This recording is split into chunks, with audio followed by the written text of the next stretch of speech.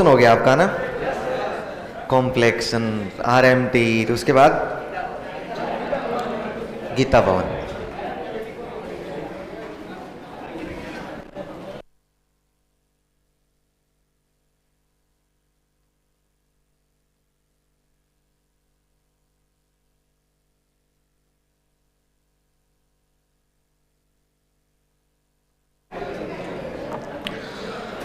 हाँ, सभी ऑनलाइन वालों को भी नमस्कार और आप सबका साइकोलॉजी की दुनिया में स्वागत है। अब तक कौन सी दुनिया चल रही थी? मैनेजमेंट अच्छी तरह से सीख गए आप? टेस्ट हो रहे हैं, उन टेस्ट में दिक्कत तो नहीं आ रही है? अच्छा, वैसे आज मैं थोड़ा सा ऊपर फील कर रहा हूँ, मुझे लगता है मेरा भी प्रमोशन हो गया है ना? वैसे काफी ऊपर।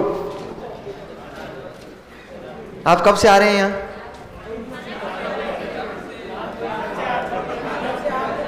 जब से मैं छोड़ के गया तब से यहाँ आ रहे हैं आप।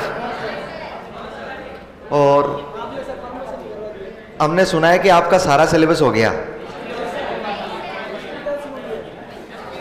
केवल एक हेरोडोटस और एक अरस्तु, दो लोगों के सब्जेक्ट बचे हैं, एक इतिहास और एक साइकोलॉजी।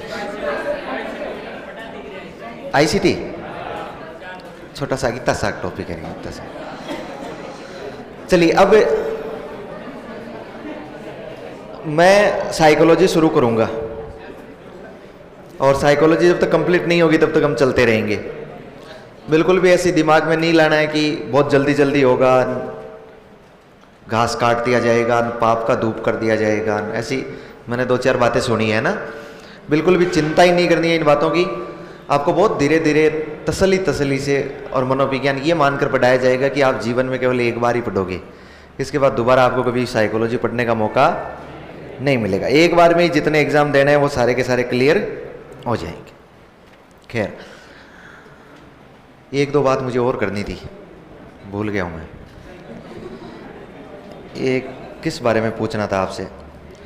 चलिए, साइकोलॉजी तो शिक्षा मनोविज्ञान में आप अनभिज्ञ हैं बिल्कुल, मैं ये मान के चलूं?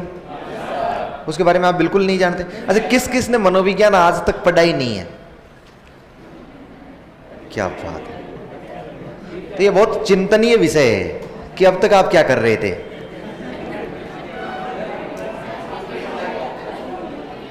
है कि नहीं है भाई? अब तक आप क्या कर रहे थे साइकोलॉजी पढ़ा नहीं तो?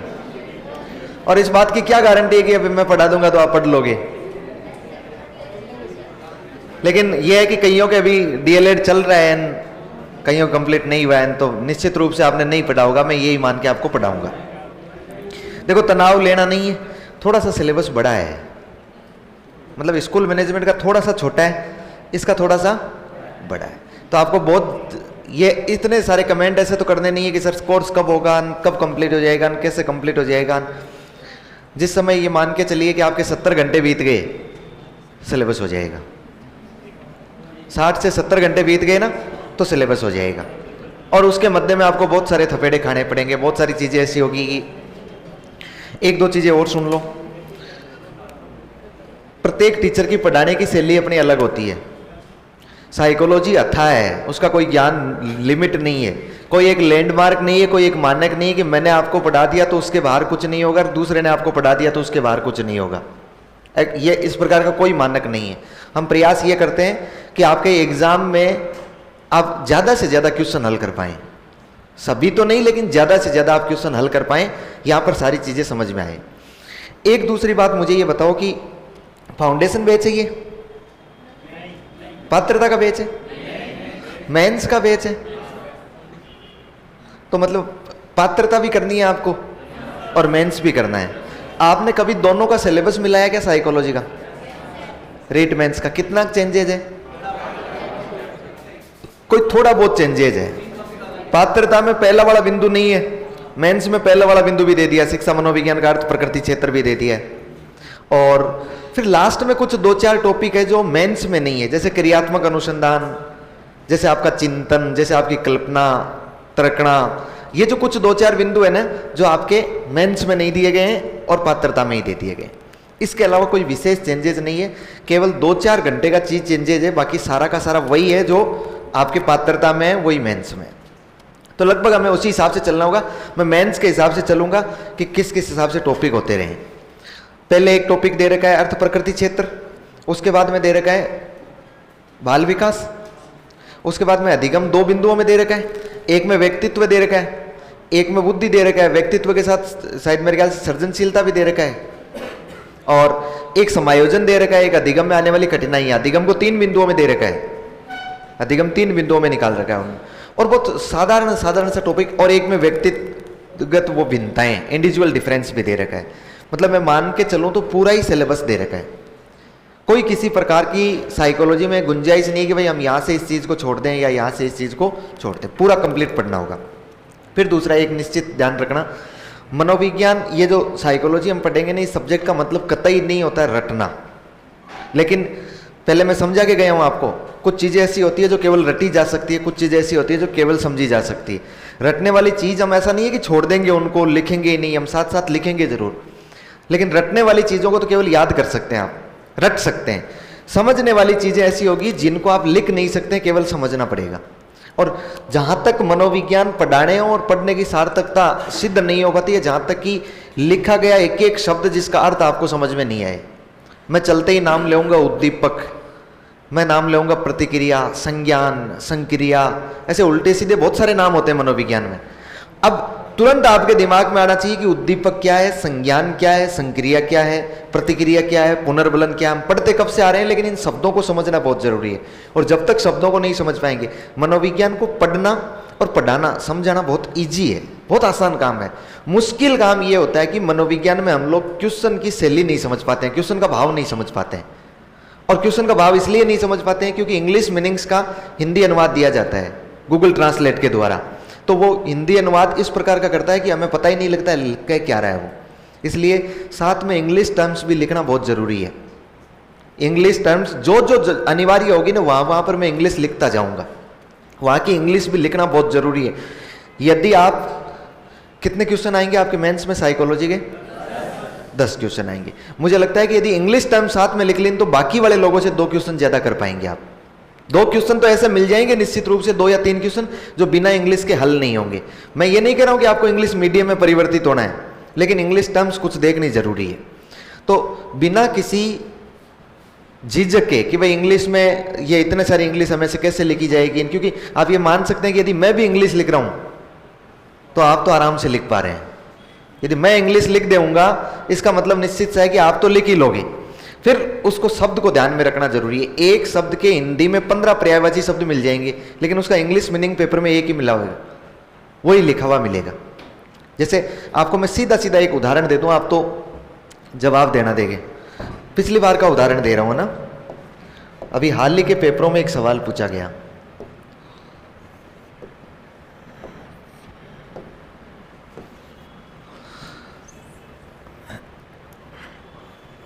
एक सवाल से शुरू करता हूं फिर बाद में।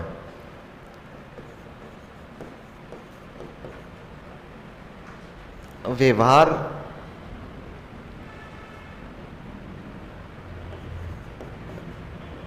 का सिद्धांत। अच्छा, यहां पर साथ में अधिगम और लिखा हुआ है ना, अधिगम का व्यवहार का सिद्धांत किसने दिया? अधिगम का व्यवहार का सिद्धांत किसने दिया? देखो ऑप्शन देखो कितने गजब के हैं। नाम सुने कैसे लोगों के आपने? थॉर्नडाइक, पावलोव,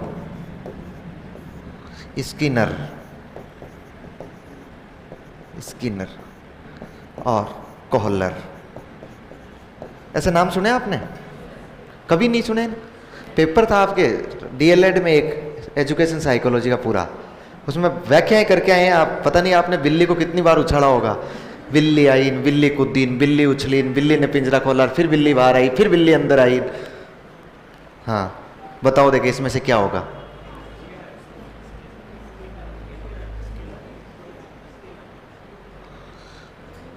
इसे कहते हैं काला अक्षर भैंस बराबर।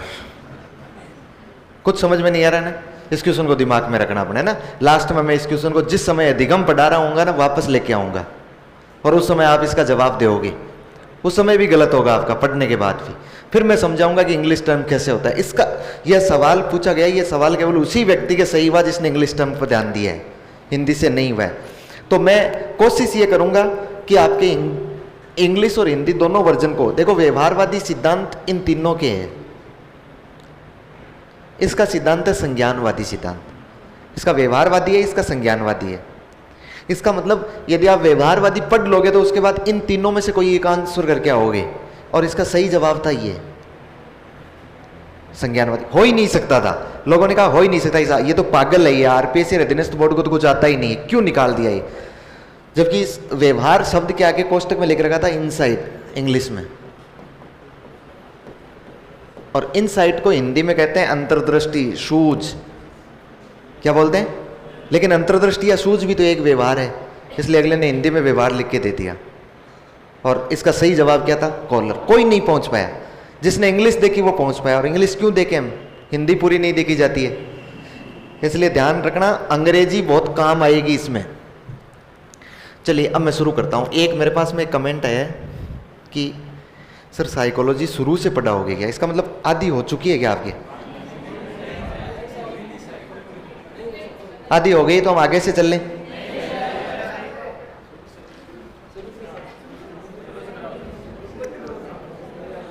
तो फिर शुरू से ही पढ़ेंगे, है ना।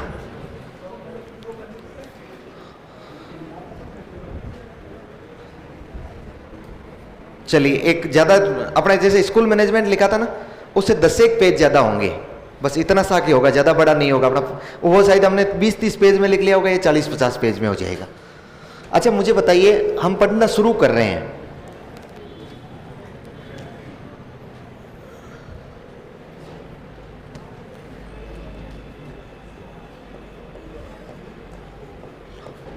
क्या है ये,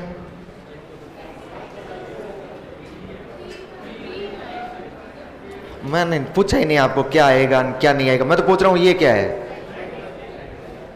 साइकोलॉजी। ये क्या है, साइकोलॉजी। अच्छा इसको हटा दिया तो अब तो देखिए ना क्या है, पी साइलेंट है भाई, साइलेंट है दिया क्यों, साइलेंट रखना तो दिया क्यों। फिर भी मुझे बताओ ये भी क्या है, इस शब्द को पढ़ के देखो, देखिए साइकोलॉजी एक नहीं है, और ये भी क्या है, मतलब कोई फर्क नहीं पड़ता है शब्द रखें या नहीं रखें। देखो इसका मतलब ये बता रहा है कि देखो मेरी शुरुआत पागलपन से हुई है। कहां से हुई है, प्रारंभ से पागल बनाने लगेगा हमें। जितना ज्यादा पागल बनते जाएंगे उतना ज्यादा साइकोलॉजी सीखते जाएंगे। ये पागल से ही तो शुरुआत हुई है ना। अच्छा ये साइकोलॉजी कितने शब्दों से मिलकर बना, तो कौन कौन सा, साइकी और लोगस। साइकी का मतलब क्या होता है, साइकी आत्मा। ये सब हमारे सब पुरानी बातें जो हमसे पढ़ रखी है। और लोगस यानी अध्ययन। कितने शब्दों से मिलकर बना है, 2 शब्दों से। अच्छा ये जो 2 शब्द है कौन सी भाषा के हैं, ग्रीक भाषा के या लैटिन भाषा के या यूनानी भाषा के हैं, यूनानी, ग्रीक और लैटिन। यूनानी नहीं, ग्रीक। ग्रीक को हिंदी में यूनानी कहते हैं, ग्रीक को क्या बोलते हैं, यूनानी। ये ग्रीक, और इसको ही क्या बोलेंगे, यूनानी।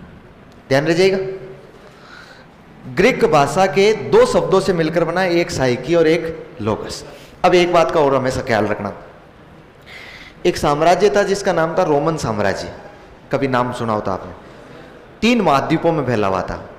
जैसे अपना मौर्य साम्राज्य था ना, वैसे एक दुनिया में साम्राज्य हुआ रोमन साम्राज्य, 3 महाद्वीपों में फैला हुआ था। उन 3 महाद्वीपों में फैले उस साम्राज्य की भाषा हुआ करती थी यूनानी, क्योंकि प्रमुख क्षेत्र कौन सा था, यूनान। कौन सी भाषा थी, यूनानी। यूनानी को क्या बोलते हैं, ग्रीक।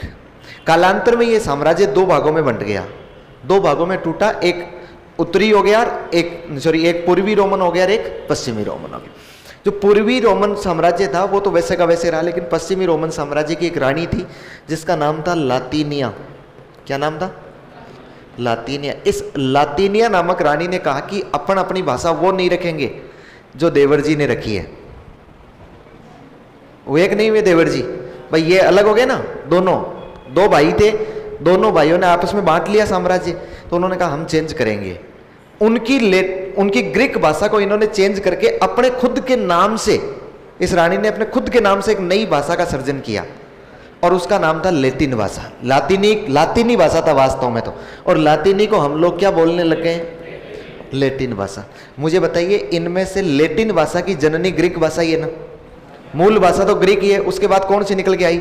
लैटिन। और लैटिन निकल के आ गई तो उसमें शब्दावली में, शब्दकोश में कुछ बदलाव कर लिया गया और बदलाव करके उसको लैटिन कर दिया गया। इसलिए जहां कहीं भी ऐसे सवाल पूछे ना, उसमें पहली प्राथमिकता किसको देनी है? ग्रीक को। और ग्रीक यदि ऑप्शन में नहीं मिले तो फिर लैटिन भाषा को देनी है, क्योंकि पहले कौन सी भाषा आई है?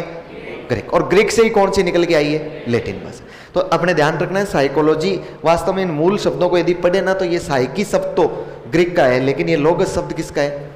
सॉरी, ये लैटिन का है और ये ग्रीक का है, लोगस। दोनों अलग अलग है, लेकिन अपने ध्यान रखना है पहले किसको प्राथमिकता देनी है? ग्रीक। और ग्रीक ऑप्शन में नहीं हो तो फिर कौन सी हो जाएगी? लैटिन। बात समझ रहे हैं क्या? शुरुआत करो, देखिए श्री गणेश करो, हल्का सा लिख के श्री गणेश करो।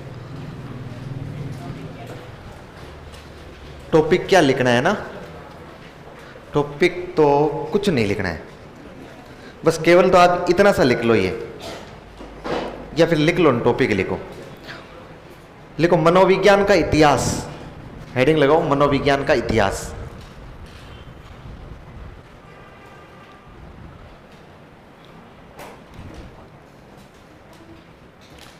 मनोविज्ञान का इतिहास।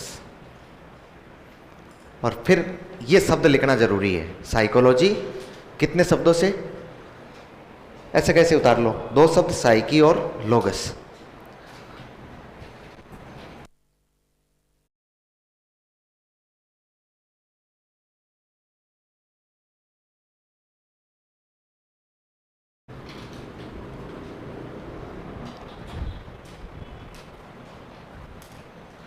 देखो, ये ऑनलाइन वाले शुरू ही रहते हैं, शुरू ही जब से आओ तब से लास्ट तक ये शुरू ही रहते हैं, वो लिखते ही रहते हैं। ऑनलाइन वालों पढ़ो, तुम लिखो मत ज़्यादा। सर साइकोलॉजी और शिक्षा साइकोलॉजी दोनों डिफरेंट है क्या?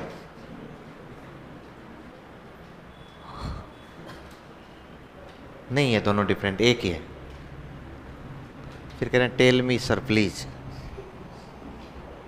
हाँ, अब ठीक है ना? आवाज़ सही है ना? शिक्षा साइकोलॉजी नहीं, एजुकेशन साइकोलॉजी, शिक्षा मनोविज्ञान। मैं बताऊंगा आपको ना, सारी चीजें बताऊंगा, आप तो बस निश्चिंत होकर पढ़ते रहिए।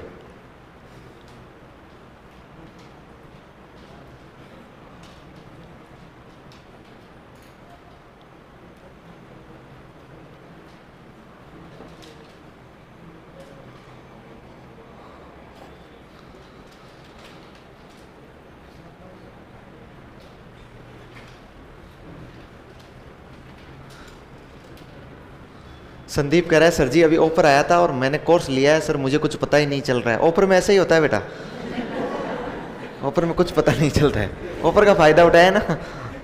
हाँ, पूरे पैसे देकर लेते ना तो समझ में आता, तब दिमाग में आता और यार 20,000 रुपये लग गए, अब तो समझना जरूरी है। अब ऑफर में 500 रुपये मिल गया होगा, इसलिए ऑफर में पूरा बेच ही मिला गया,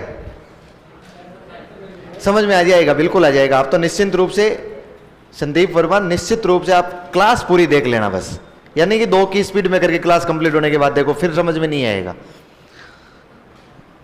और अब मैं इतने ही जवाब दूंगा ऑनलाइन वालों के, अब लास्ट में देखूंगा मैं कमेंट इनके।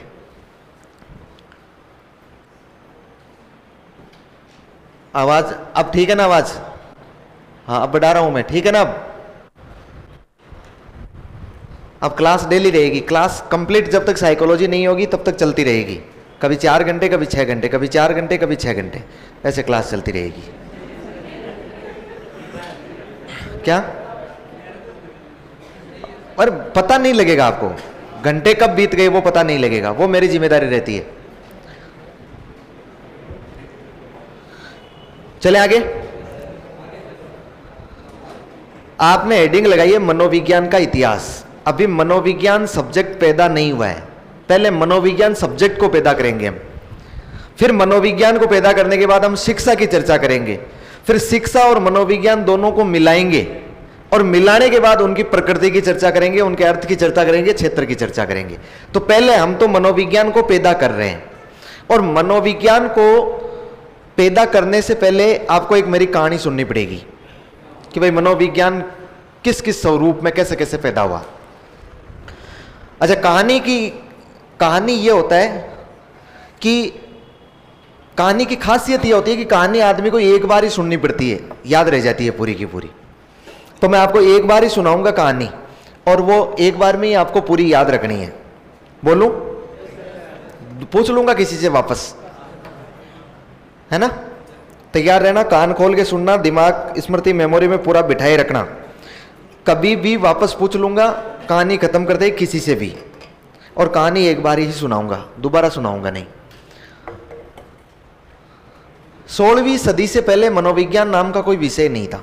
एक विषय हुआ करता था दर्शन शास्त्र, उसकी बहुत सारी शाखाएं थी, जिनमें से एक का नाम था मानसिक दर्शन, जिसे ही बोलते थे मनोदर्शन। उस मनोदर्शन में वर्तमान मनोविज्ञान के नियमों और सिद्धांतों को पढ़ा करते थे। 16वीं सदी में यूनान निवासी रुडोल्फ गोइकल ने एक पुस्तक लिखी साइकोलॉजिया। उस साइकोलॉजिया पुस्तक में पहली बार साइकोलॉजी शब्द का प्रयोग किया, और मनोविज्ञान ने अपने आत्मा के अध्ययन करने वाले विषय के रूप में स्वरूप ग्रहण कर लिया। ये मानने वाले थे अरस्तु, प्लेटो और डेकार्ट आदि के विचारों के आधार पर। फिर 17वीं सदी में ये मन का विज्ञान बना, और मन का विज्ञान मानने वाले थे Pomponazzi, Thomas Reid, Kant, Spinoza, लोब्स, रूसो आदि वगैरह। फिर 18वीं सदी में मन का विज्ञान ही बना रहा। 19वीं सदी में ये चेतना का अध्ययन करने वाला विषय बना, और चेतना का विज्ञान मानने वाले थे William Wundt, William James, James हल्ली, टिचनर और वोइव्ज। फिर 20वीं सदी में इसे व्यवहार का अध्ययन करने वाला विषय बनाया गया। लेकिन 1879 में जब दुनिया की पहली मनोवैज्ञानिक प्रयोगशाला स्थापित हुई जर्मनी के लिप्जिंग शहर में, किसके द्वारा? विलियम वुंट द्वारा, तब से ये चेतना का विज्ञान बना, और 1890 में इसकी आलोचना कर दी गई। सिगमंड फ्राइड द्वारा मुख्यतः आलोचना की गई दो आधारों पर कि जानवरों, छोटे बच्चों और पागल व्यक्तियों के चेतन का अध्ययन नहीं हो सकता है, और चेतन मन तो मात्र 10% होता है। फिर उसके बाद 1905 तक, 15 वर्ष तक मनोविज्ञान के अपना कोई दृष्टिकोण तय नहीं कर पाए, इसलिए उसको बंजर काल कहते हैं।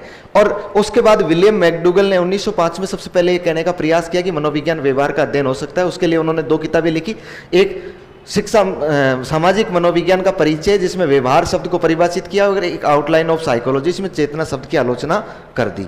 और उसके बाद वाटसन ने निश्चित रूप से ये बताया हमें कि मनोविज्ञान व्यवहार का अध्ययन है। वर्तमान के मनोवैज्ञानिक 20वीं सदी के बाद 21वीं सदी के मनोवैज्ञानिक मनोविज्ञान को न केवल मनोविज्ञान व्यवहार का विज्ञान, बल्कि व्यवहार के साथ में मानसिक प्रक्रियाओं के अध्ययन का विज्ञान भी मानते हैं।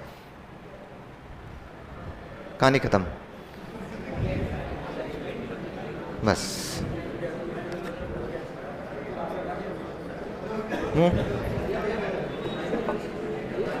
अच्छी थी ना कहानी?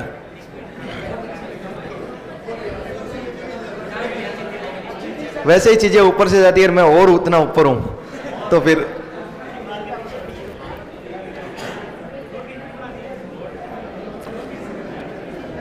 अच्छा देखो, इस कहानी को पढ़ते हैं। अब कहानी दोबारा सुनाऊंगा नहीं, लेकिन इस कहानी की व्याख्या करते हैं, फिर लास्ट में लिखेंगे इति सिद्धम। भाई सिद्ध हो गई ये कहानी। एक परिभाषा लिखो, एक परिभाषा, एबिंगहास। अच्छा लिखनी नहीं है, देख लो एक बार, देख लो। एबिंगहास, क्या नाम है? एबिंगहास। एबिंगहास ने कहा कि मनोविज्ञान का अतीत बहुत लंबा है। मनोविज्ञान का अतीत बहुत लंबा है, लेकिन इतिहास बहुत छोटा है। इतिहास बहुत छोटा है। देखो, इस बात को सिद्ध करने में मनोविज्ञान पूरी समझ में आ जाती है। मनोविज्ञान का इतिहास, मनोविज्ञान का अतीत तो क्या है?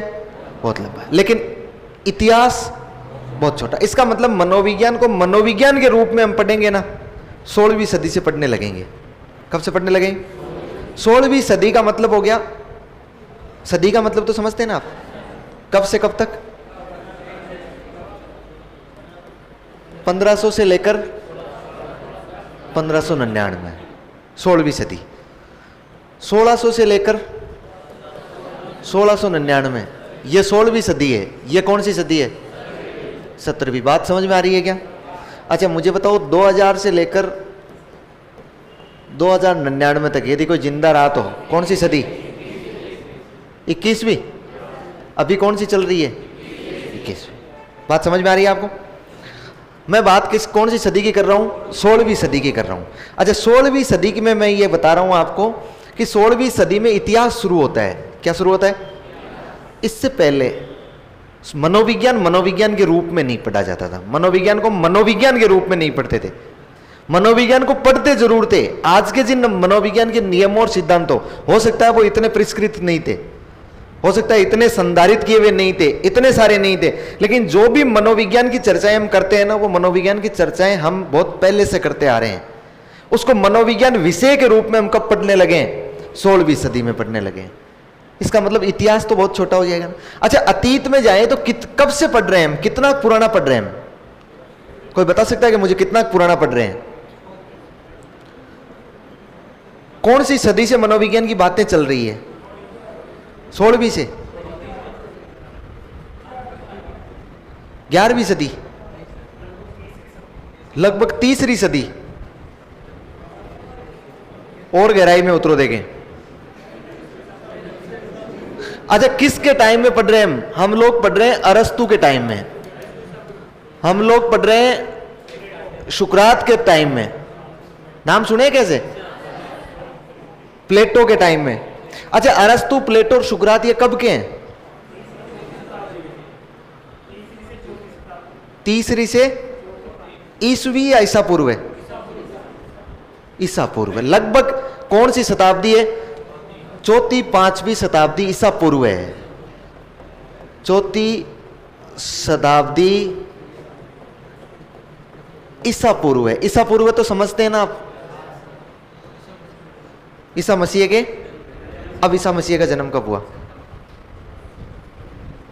ईसा मसीह के जन्म से पहले और ईसा मसीह के जन्म के बाद। मुझे तो ये बता दो, तुम कुछ नहीं करना है, मुझे तो ये बताओ कि ये 4वीं शताब्दी ईसा पूर्व है, ये आज से कितने साल पहले की बात कर रहा हूं मैं? लगभग कब? 200, 2400, मतलब 2000 तो ये हो गए, और 400 आपको पीछे चलना पड़ेगा कि नहीं पड़ा? ईसा पूर्व। देखो जहां से अपना ये कैलेंडर शुरू हुआ ना, इस कैलेंडर के बाद जितनी भी सन आई ना, उसको हमने नाम दे दिया है, जो ग्रेगोरियन कैलेंडर जो वर्तमान का चल रहा है, उसको हमने नाम दिया ईस्वी। लेकिन जरूरी तो नहीं है ना दुनिया में घटनाएं इस कैलेंडर के शुरू होने के बाद ही हुई, घटित हुई है, पहले भी तो हुई है। उन घटनाओं को हम चिन्हित करने के लिए हम लोग पीछे जाएंगे कि नहीं जाएंगे? तो जैसे जैसे पीछे जाएंगे उसको हम लोग कह देंगे ईसा पूर्व है, ईसा पूर्व है। बात समझ पा रहे हैं? मैं बात कर रहा हूं जैसे मान लीजिए यहां पर कैलेंडर की शुरुआत हुई, यहां से 1 हुआ, 1 से लेकर वर्तमान में 2023 तक आ गए हम, 2024 तक आ गए वर्तमान तक।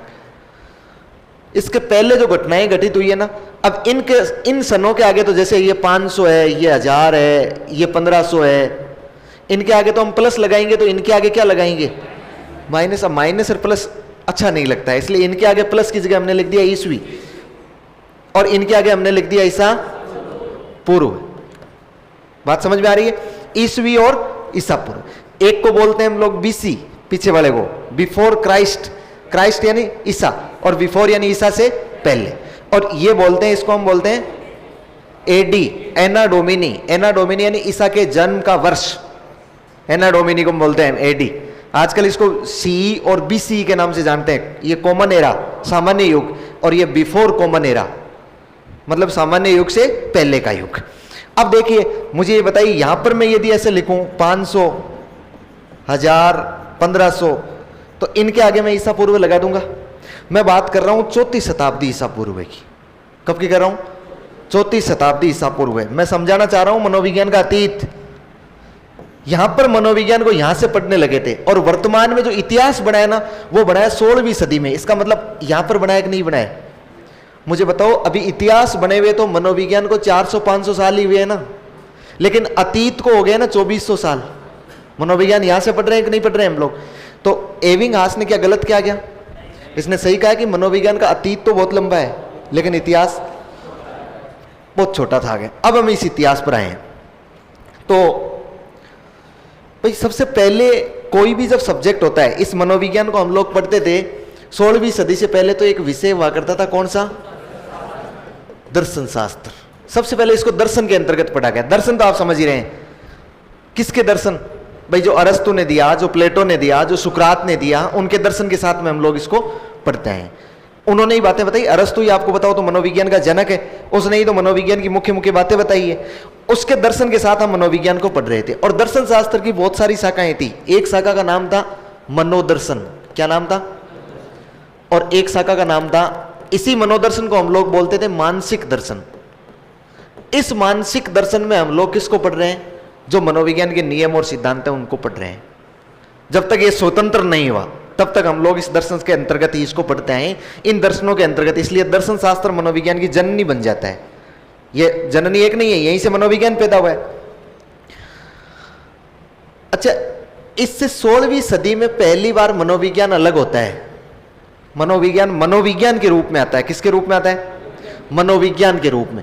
और ये मनोविज्ञान के रूप में आया, और इस मनोविज्ञान के रूप में लाने का जो श्रेय दिया गया, इस मनोविज्ञान शब्द का जो पहला प्रयोग किया गया, वो 1590 ईस्वी में 1590 ईस्वी में एक व्यक्ति था यूनान का निवासी, जिसका नाम था रुडोल्फ गोइकल। क्या नाम था? और इस रुडोल्फ गोइकल ने किताब लिखी, और पुस्तक क्या लिखी है? साइकोलॉजिया,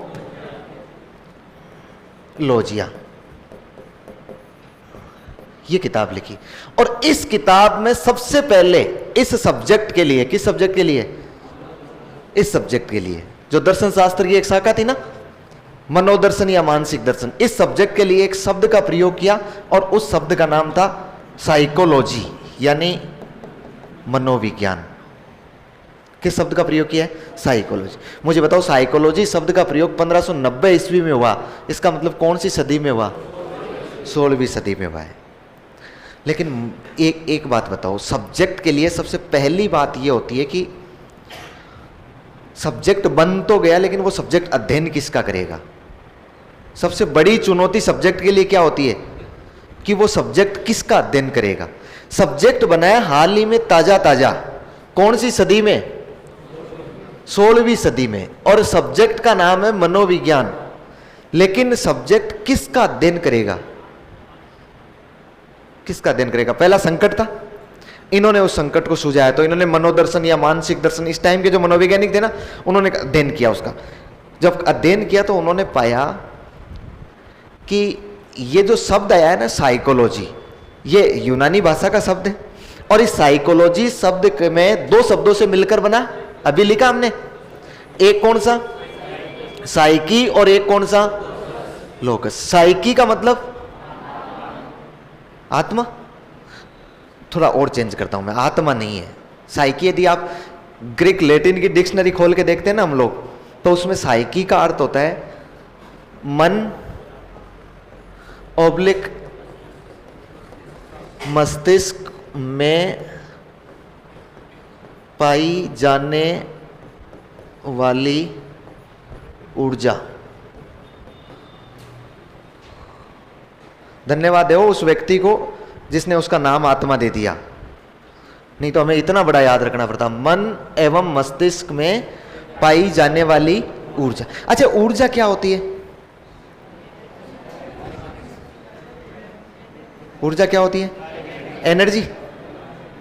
और एनर्जी होती है ऊर्जा। ये अर्थ तो आप समझते रहना। मुझे तो ये बताओ, ज्यादा आपने साइंस तो नहीं पढ़ी, लेकिन इतनी जरूर पढ़ी होगी कि ऊर्जा न तो उत्पादित की जा सकती है और न ही नष्ट की जा सकती है। एक रूप से दूसरे रूप में स्थानांतरित की जा सकती है, ट्रांसफर की जा सकती है। ना बनाई जा सकती है, ना ही नष्ट की जा सकती है। बात समझ पा रहे हैं ना? देखिए, व्यक्ति के मन या मस्तिष्क में, माइंड में, मन में एक ऐसी ऊर्जा होती है, एनर्जी होती है, वो एनर्जी पाई जाती है। अब मुझे बताओ, व्यक्ति का जब व्यक्ति मरेगा तो वो ऊर्जा नष्ट होगी या नहीं? आपने कहा है ऊर्जा का नियम है, ये ऊर्जा नष्ट नहीं हो सकती है। ऊर्जा एक रूप से किस में भाग जाएगी? दूसरे रूप। अब मुझे बताओ, व्यक्ति जब मरेगा तो वो ऊर्जा निकलेगी कि नहीं निकलेगी? और निकल के भाग के कहां जाएगी? भाग के फिर उसने कर्म कैसे किए? मान लो उसने कुत्ते जैसे कर्म किए तो कुत्ते में घुस जाएगी, उसने मनुष्य जैसे कर्म किए तो मनुष्य में घुस जाएगी, भैंस जैसे कर्म किए तो भैंस में घुस जाएगी। बात समझ पा रहे हैं ना? एनर्जी एक जगह नहीं रुकेगी ना। एनर्जी होती है किसी प्राणी में पाई जाती है। अब प्राणी जब खत्म हुआ है, तो प्राणी का जब शरीर खत्म हुआ है ना, तो फिर एनर्जी निकल के जाएगी कि नहीं जाएगी? ये एनर्जी निकल के जाती है। अच्छा मुझे बताओ, इस एनर्जी को हमने इतना सम्मान दिया, ये एनर्जी इतना रहस्यमयी हो गई, इतनी कौतूहल की वस्तु हो गई, आज भी है, इतनी कौतूहल की वस्तु हो गई कि हम लोग ये पहचान नहीं पाए कि ये एनर्जी क्यों निकलती है, कैसे निकलती है और जाके कहां मिलती है। हमने इस एनर्जी को एक नाम दे दिया, आत्मा। हम लोग कहते हैं ना, व्यक्ति शरीर मरता है, आत्मा नहीं मरती है। जब व्यक्ति मरता है तो उसकी आत्मा निकल के दूसरे में चली जाती है। अब वो किस में जाती है वो बताओ, उसके कर्मों पे डिपेंड होता है कि नहीं होता है? आजकल के दर्शन के अनुसार हम यही पढ़ते हैं ना कि आत्मा किस में गई। जब आदमी मरता है ना तो कई सारे टोटके करते हैं ना, फिर मरता है तो कई सारे टोटके करते हैं। आपको शायद गहराई से नहीं पता होगा, मैंने इन चीजों को गहराई से देखा, क्यों? मनोविज्ञान है ना, मनोविज्ञान सब्जेक्ट इस प्रकार का है। जैसे आदमी मरता है तो फिर एक कोई बर्तन वर्तन होता है, उस बर्तन को ढक देते हैं ना, अंदर कोई दीपक वीपक कुछ रख देते हैं, कुछ आटे का बना के, फिर उसको 1-2 दिन तक ढके रखते हैं। फिर पंडित जी आते हैं, उसको उठाते हैं, उठा देखते हैं कि किसके खोज है, जिसके पांवों की आकृति बनी हुई हो, कहते हैं वो उसी में चली गई। जैसे मान लो वहां पर कुत्ते के खोज हो गए, कुत्ते की आकृति होगी, तो इसका मतलब उस कहां चला गया। अब यदि कोई व्यक्ति, कोई पंडित जी ऐसे कहेगा कि नहीं तुम्हारे दादा तो कुत्ता बन गए, मुझे बताओ क्या वो पोते सहन करेंगे क्या? इसलिए वो पंडित जी क्या करते हैं, चुपके से अपने मनुष्य जैसे पांव बनाते हैं और फिर कहते हैं देखो आओ आओ, देखो तुम्हारे दादाजी क्या बने हैं, मनुष्य बने हैं, बहुत अच्छे कर्म किए थे इन्होंने। मैं ये नहीं समझाना चाहता हूं क्या बने क्यों बने, लेकिन मैं ये समझाना चाह रहा हूं ये मन या मस्तिष्क में जो ऊर्जा पाई जाती है ना, उस ऊर्जा को हमने नाम क्या दे दिया? यूनान वासियों ने इसका नाम क्या दे दिया? आत्मा। किसका नाम दे दिया? आत्मा। मुझे बताओ ये आत्मा जो सब्जेक्ट साइकी से निकला है, तो सब्जेक्ट क्या बन रहा है? मनोविज्ञान, साइकोलॉजी। तो लोगों ने कहा कि यार ये ना, इसके नाम के हिसाब से ये ठीक बैठता है मामला कि जो अपना मनोविज्ञान है ये किसका अध्ययन करता है? आत्मा का अध्ययन। तो पहली बार मनोविज्ञान को किसके अध्ययन का विषय वस्तु माना गया कि यह आत्मा का अध्ययन करेगा। किसका अध्ययन करेगा? आत्मा का। कौन थे मानने वाले? अरस्तु। ये लो मैंने आपके कहने पर लिख रहा हूं मैं, अरस्तु। और बताओ, प्लेटो, सुकरात, यही लोग थे, अरस्तु, प्लेटो, सुकरात। अब मुझे एक बात बताओ, अभी तो थोड़ी देर पहले आप कह रहे थे कि अरस्तु 4वीं शताब्दी ईसा पूर्व में था। मैं बात कर रहा हूं 16वीं सदी की। अरस्तु को मरे हुए 2000 साल हो गए यहां पर, हुए कि नहीं हुए? जब यह आत्मा का दिन बन रहा है तब अरस्तु को मरे हुए कितने साल हो गए हैं? 2000 साल हो गए हैं। क्या जिंदा ही बैठा है क्या? तो फिर अरस्तु कैसे कह सकता है कि आत्मा का दिन है? उसकी आत्मा बता रही है हमें ना, वो जो कर्म करके गया है ना, कर्म करके मतलब वो जो कुछ लिख के गया था ना, दर्शन, उसकी किताबें, इनकी किताबें, इनके विचार हमें बता रहे हैं कि मनोविज्ञान किसका अध्ययन है? आत्मा का अध्ययन।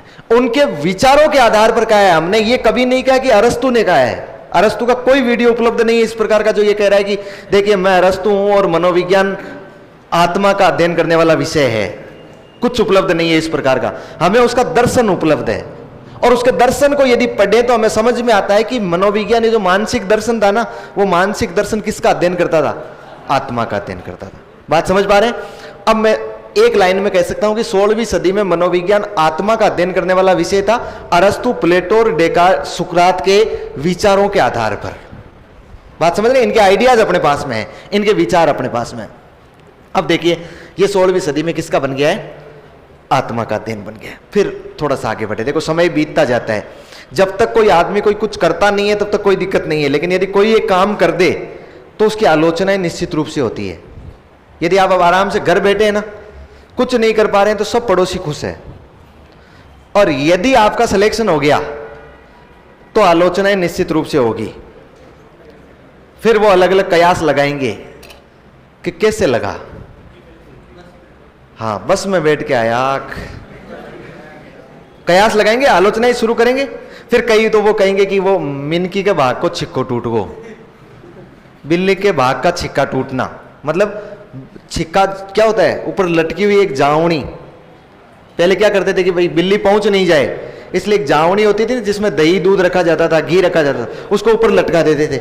एक दिन एक बिल्ली आई, उसके नीचे आकर यूं देख रही है और संयोग से वो रस्सी टूट गई और टूट के नीचे गिर गई। उसको कहते हैं बिल्ली के भाग का छिक्का टूटना, किस्मत का छिक्का। लोग ऐसे भी बताएंगे आपको।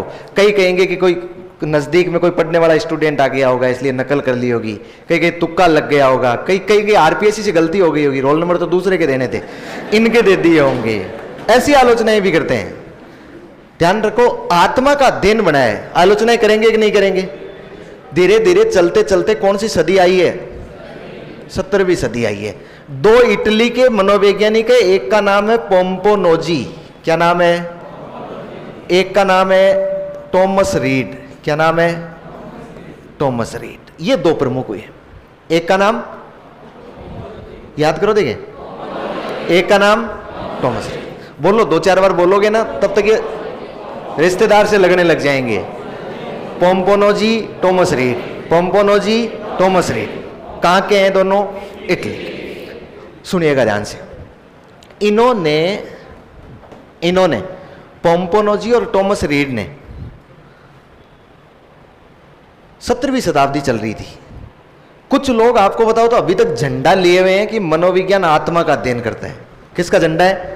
मनोविज्ञान आत्मा का अध्ययन करता है। झंडा लिए प्रचार कर रहे हैं, अपनी कोचिंगें खोल रखी है, अपना स्कूलें खोल रखी है, बोले मनोविज्ञान आत्मा का अध्ययन करता है, मनोविज्ञान आत्मा का अध्ययन करता है। अरस्तु, प्लेटो, डेकार्ट नहीं है, सुकरात, ये नहीं है, ये नहीं है, ये तो मर गए। लेकिन इनके विचारों के आधार पर हम लोग, इनके बहुत सारे समर्थक बड़े हुए बैठे हैं।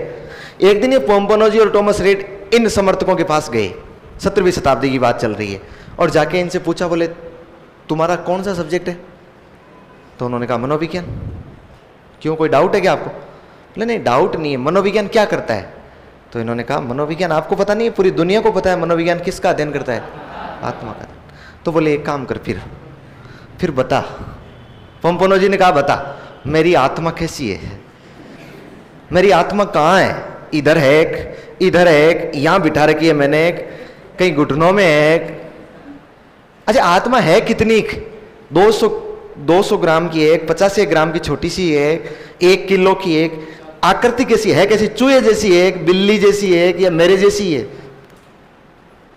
क्या? और आत्मा क्या कहती है मुझे आत्मा क्या कहती है कि तू रीट की तैयारी कर ले, एक 2nd ग्रेड की तैयारी कर ले, एक 1st ग्रेड की तैयारी कर ले, किसकी कर ले? तू है क्या? मतलब उसका रंग कैसा है, उसका आकार कैसा है, उसका रूप कैसा है, उसका स्वरूप कैसा है, उसकी प्रकृति कैसी है आत्मा की? तो इन्होंने कहा देखो, हमें तो क्या पता, हमने तो इन 2 बुजुर्ग लोग थे ना, जो अरस्तु, सुकरात, इनकी इज्जत रखने के लिए कह दिया था, हमसे गलती हो गई, नहीं पता है हमें तो बोले हाँ गलती हो गई, धूल खाई काली गाय। आज के बाद हम ये नहीं कहेंगे कि मनोविज्ञान किसका अध्ययन करता है? आत्मा का अध्ययन करता है, ये नहीं कहेंगे कभी भी। तो बोले इन पोम्पोनोजी और टॉमस रीड ने कहा कि तुम आज के बाद अपनी दुकान को बंद रखना और ध्यान रखना, मनोविज्ञान आत्मा का अध्ययन नहीं करता है, मन का अध्ययन करता है। किसका अध्ययन करता है? मन का अध्ययन करता है। और मन को हम लोग बोलते हैं मस्तिष्क। क्या बोलते हैं? मस्तिष्क, मतलब माइंड। किसका अध्ययन कर रहा है? माइंड का अध्ययन कर रहा है, मस्तिष्क का अध्ययन कर रहा है। बोले मनोविज्ञान तो किसका अध्ययन कर रहा है? मन या मस्तिष्क का अध्ययन कर रहे हैं। अब बताओ, दूसरे दिन कितने गजब की खबर छपी होगी अखबारों में, मनोविज्ञान ने अपना आत्मा का स्वरूप खोया। मनोविज्ञान अब जाने लगी मन के रूप में। मनोविज्ञान अब करेगी मन का अध्ययन। अरस्तु, प्लेटो और डेकार्टे के विचारों को किया गया खत्म। हुआ कि नहीं हुआ ऐसा? पोम्पोनोजी और टॉमस रीड के दोनों के अलग अलग, एक इस कॉर्नर में बड़ी फोटो और एक इस कॉर्नर में बड़ी फोटो। मुझे बताओ, फॉलोवर बढ़े कि नहीं बढ़े एक साथ ही? कितना अच्छा काम हुआ होगा इनके लिए। पोम्पोनोजी और टॉमस रीड के बढ़ते फॉलोवर्स को देखते हुए, इनके बढ़ते विचारों के, दुनिया में बढ़ती लोकप्रियता को देखते हुए, इनके साथ में बहुत सारे लोग ऐसे थे जो बड़े बड़े थे अपने मन में, उन्होंने भी ट्वीट कर दिया। उन्होंने भी कहा कि सही कह रहे हैं ये जो दोनों छोरे कह रहे हैं ना, सही कह रहे हैं, गलत नहीं कह रहे हैं। कौन कौन थे? देखो, हॉब्स, स्पिनोजा, लोक, जॉन लोक है ये, लिबनिज, और भी बहुत सारे लोग थे जिन्होंने ट्वीट कर दिया इस बात का, इनके साथ में समर्थक हो गए। इसलिए किसके माने जाएंगे ये? मन या मस्तिष्क के माने जाएंगे। Pomponazzi, Thomas Reid, Hobbes, Spinoza, John Locke, Leibniz आदि लोग थे।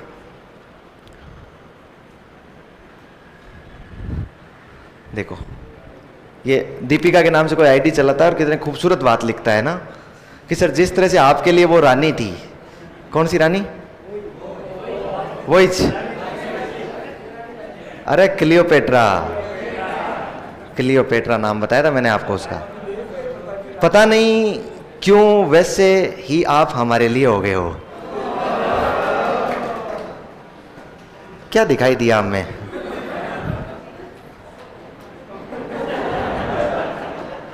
पोम्पोनोजी, टॉमस रीड, हॉब्स, लॉक। लेकिन ये मन की बातें चल रही है। किसकी बातें चल रही है? मन की बातें चल रही है। अच्छा, 17वीं शताब्दी में मन का विज्ञान बन गया, चलता रहा। 18वीं सदी आ गई, फिर भी चलता रहा। किसी ने यह बताने की हिम्मत नहीं की कि मनोविज्ञान मन का अध्ययन नहीं करता है, और यदि बताए भी तो सबसे बड़ा संकट ये कि तू बता दे किसका करता है। भाई संकट ये भी, मैं कहने को तो मैं भी कह दूं कि मन का अध्ययन नहीं करता है, लेकिन बता किसका करता है। भाई बड़ा संकट होता है ना ये, कोई नहीं खोज पाया। सदी बीतते बीतते 19वीं आ गई। कौन सी आ गई? 19वीं। और 19वीं सदी में एक व्यक्ति का नाम था विलियम वुंट। कौन था? एक व्यक्ति का नाम था विलियम जेम्स। एक व्यक्ति का नाम था विलियम वोइब्ज।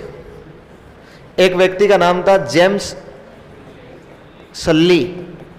एक व्यक्ति का नाम था टिचनर।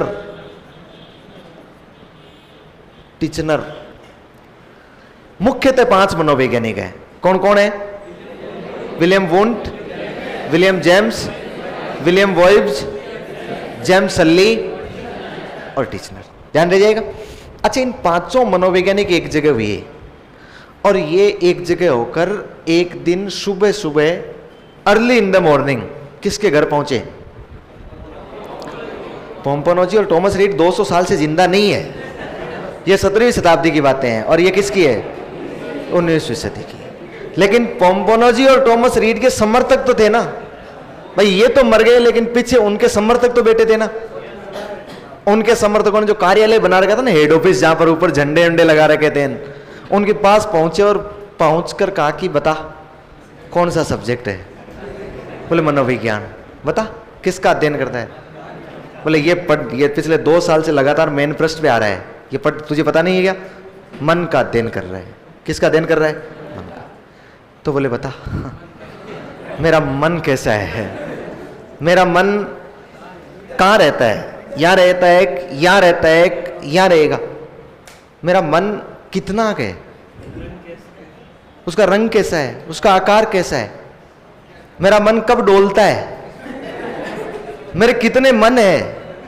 अच्छा, मन सोता है कि नहीं सोता? नींद लेता है? मन किसकी तैयारी की बात करता है? मन क्या पढ़ने की बात करता है क्या? भाई हजारों सवाल पूछे। बोले मन क्या है? मन कैसा है? मन का रंग कैसा है? रूप कैसा? आकार कैसा? आकृति कैसी? तो इन्होंने कहा मन तो पोम्पोनोजी और टॉमस रीड ने बताया था और वो मर गए। तो बोले ध्यान रखना, आज के बाद अपनी इस दुकान को, शटर को नीचे रखना। मनोविज्ञान मन का अध्ययन नहीं करता है। मनोविज्ञान किसका करता है? चेतना का अध्ययन करता है। किसका अध्ययन करता है? रे चेतना का अध्ययन। और दूसरे दिन वही आलवा जो एक बार देखो पोम्पोनोजी और टॉमस रीड का हुआ था। मनोविज्ञान ने मन का स्वरूप खोया। मनोविज्ञान अब चेतना को अपनाएगी। पोम्पोनोजी और टॉमस रीड निकले झूठे। यही हुआ। और बताओ इन सब की अखबार में फोटो आई कि नहीं आई? विलियम वोंट, विलियम जेम्स सल्ली, वोइब्स, ये जो लोग थे ये बड़े छा गए दुनिया में। बोले देखो ये किसकी बात कर रहे हैं? चेतना की बात कर रहे हैं। अच्छा, बीच में अब मुझे बताइए, जब मन आ गया दुनिया के सामने तो इस मन पर अध्ययन होगा कि नहीं होगा? भाई मन पर बिना अध्ययन हुए तो कहा नहीं होगा कि मन या मस्तिष्क क्या होता है, इस पर अध्ययन हुआ। देखो मैं बताऊं, आप लोग मुझे ये बता दो, मन कितने होते हैं? मन कितने होते हैं? मैं ऑप्शन दूं। मन 1, 2, 3 और अनंत।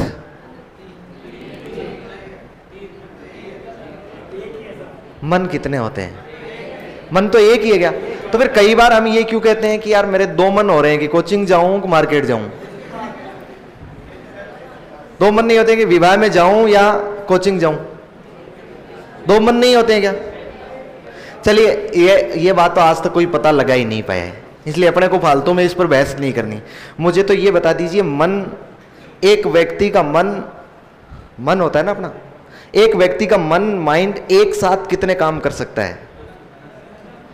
ऑप्शन वही है सेम। एक व्यक्ति का मन एक साथ कितने काम कर सकता है? अच्छा, एक वाले कितने हैं और 2 वाले? 2 वाले भी है, 3 वाले, अनंत वाले, बाकी सब अनंत वाले। देखो तुक्का फेंकना सीखो तुम, घबराओ मत। अच्छा मुझे ये बताओ, सड़क पर एक बोर्ड लगा होता है, आपने कभी पढ़ा कि गाड़ी चलाते समय मोबाइल का प्रयोग नहीं करें? फिर आगे और लिखा होता है सावधानी हटी दुर्घटना घटी। यदि एक व्यक्ति का मन एक साथ एक से ज्यादा काम कर रहा होता तो ये बोर्ड क्यों लिखने पड़ते हमें? एक मन गाड़ी चला रहा होता, एक मन मोबाइल पे बात कर रहा होता, एक मन पीछे बात कर रहा होता। ऐसा हो सकता है क्या? कतई नहीं होता है। व्यक्ति का मन एक साथ केवल एक ही काम कर सकता है। मनुष्य का मन एक साथ एक ही काम कर सकता है। कई बार आपने देखा होगा, आप लोगों के दोनों हाथों में यदि मान लीजिए 2 बर्तन है और उनमें कुछ सामान भरा हुआ है, पानी दूध वगैरह कुछ भरा हुआ है, कई बार हम क्या करते हैं, इस एक पर ध्यान लगा देते हैं, उसको इसमें डालते हैं तो वो उसका पता नहीं रहता है, वो अपने आप ही। कई बार देखा होगा आपने ऐसा। अच्छा नहीं तो मैं बताऊं, यदि आप जोर जोर से हंस रहे हो ना, जोर जोर से हंस रहे हो, आपको भयंकर हंसी आ रही है, आप दोस्तों के साथ बैठे हैं, हंसते वक्त हल्के से ये सोचिएगा यार मैं कैसा लग रहा हूं, आपका हंसना बंद हो जाएगा। क्योंकि पहले आपका मन किस में लगा हुआ था? हंसने में। अब आपका मन किस में लग गया है? ऑब्जर्वेशन करने में। तो हंसना बंद हो जाएगा। यदि आप जोर जोर से कभी रोवो ना, मौका मिले, और रो रहे हो जोर जोर से, चिल्ला रहे हो रब्बा रे रब, तो उसी वक्त आप एक बार ये देखना कि यार मैं कैसा लग रहा हूं, आपका रोना बंद हो जाएगा। क्योंकि एक व्यक्ति का मन एक साथ कितने काम करता है? एक काम करेगा। ध्यान रह जाएगा। फिर इस मन पर और आगे अध्ययन हुआ और इस मन की अवस्थाएं, मन की स्टेज निकल के आई, मन की अवस्थाएं निकल के आई। और मन की कितनी अवस्थाएं होती है? मन की 3 अवस्थाएं होती है। एक होता है जिसे आप लोग बोलते हैं चेतन मन, एक होता है जिसे आप लोग बोलते हैं, एक होता है जिसे आप लोग बोलते हैं अर्धचेतन। अच्छा बता सकते हैं मुझे चेतन यानी? चेतन यानी जागृत अवस्था, और अचेतन यानी सुषुप्त अवस्था, सोया हुआ। और अर्धचेतन यानी आधा जागावान आधा सोया हुआ, नींद आ भी रही है नहीं भी आ रही है, उस स्टेज को कहेंगे। एक होता है कॉन्शियस माइंड, एक होता है अनकॉन्शियस माइंड, और एक होता है सबकॉन्शियस माइंड। 3 अवस्थाएं, अपने माइंड की 3 अवस्थाएं होती है, मस्तिष्क की मेमोरी की 3 अवस्थाएं होती है। लेकिन जितना हम समझ पा रहे हैं ना उतना ही नहीं है।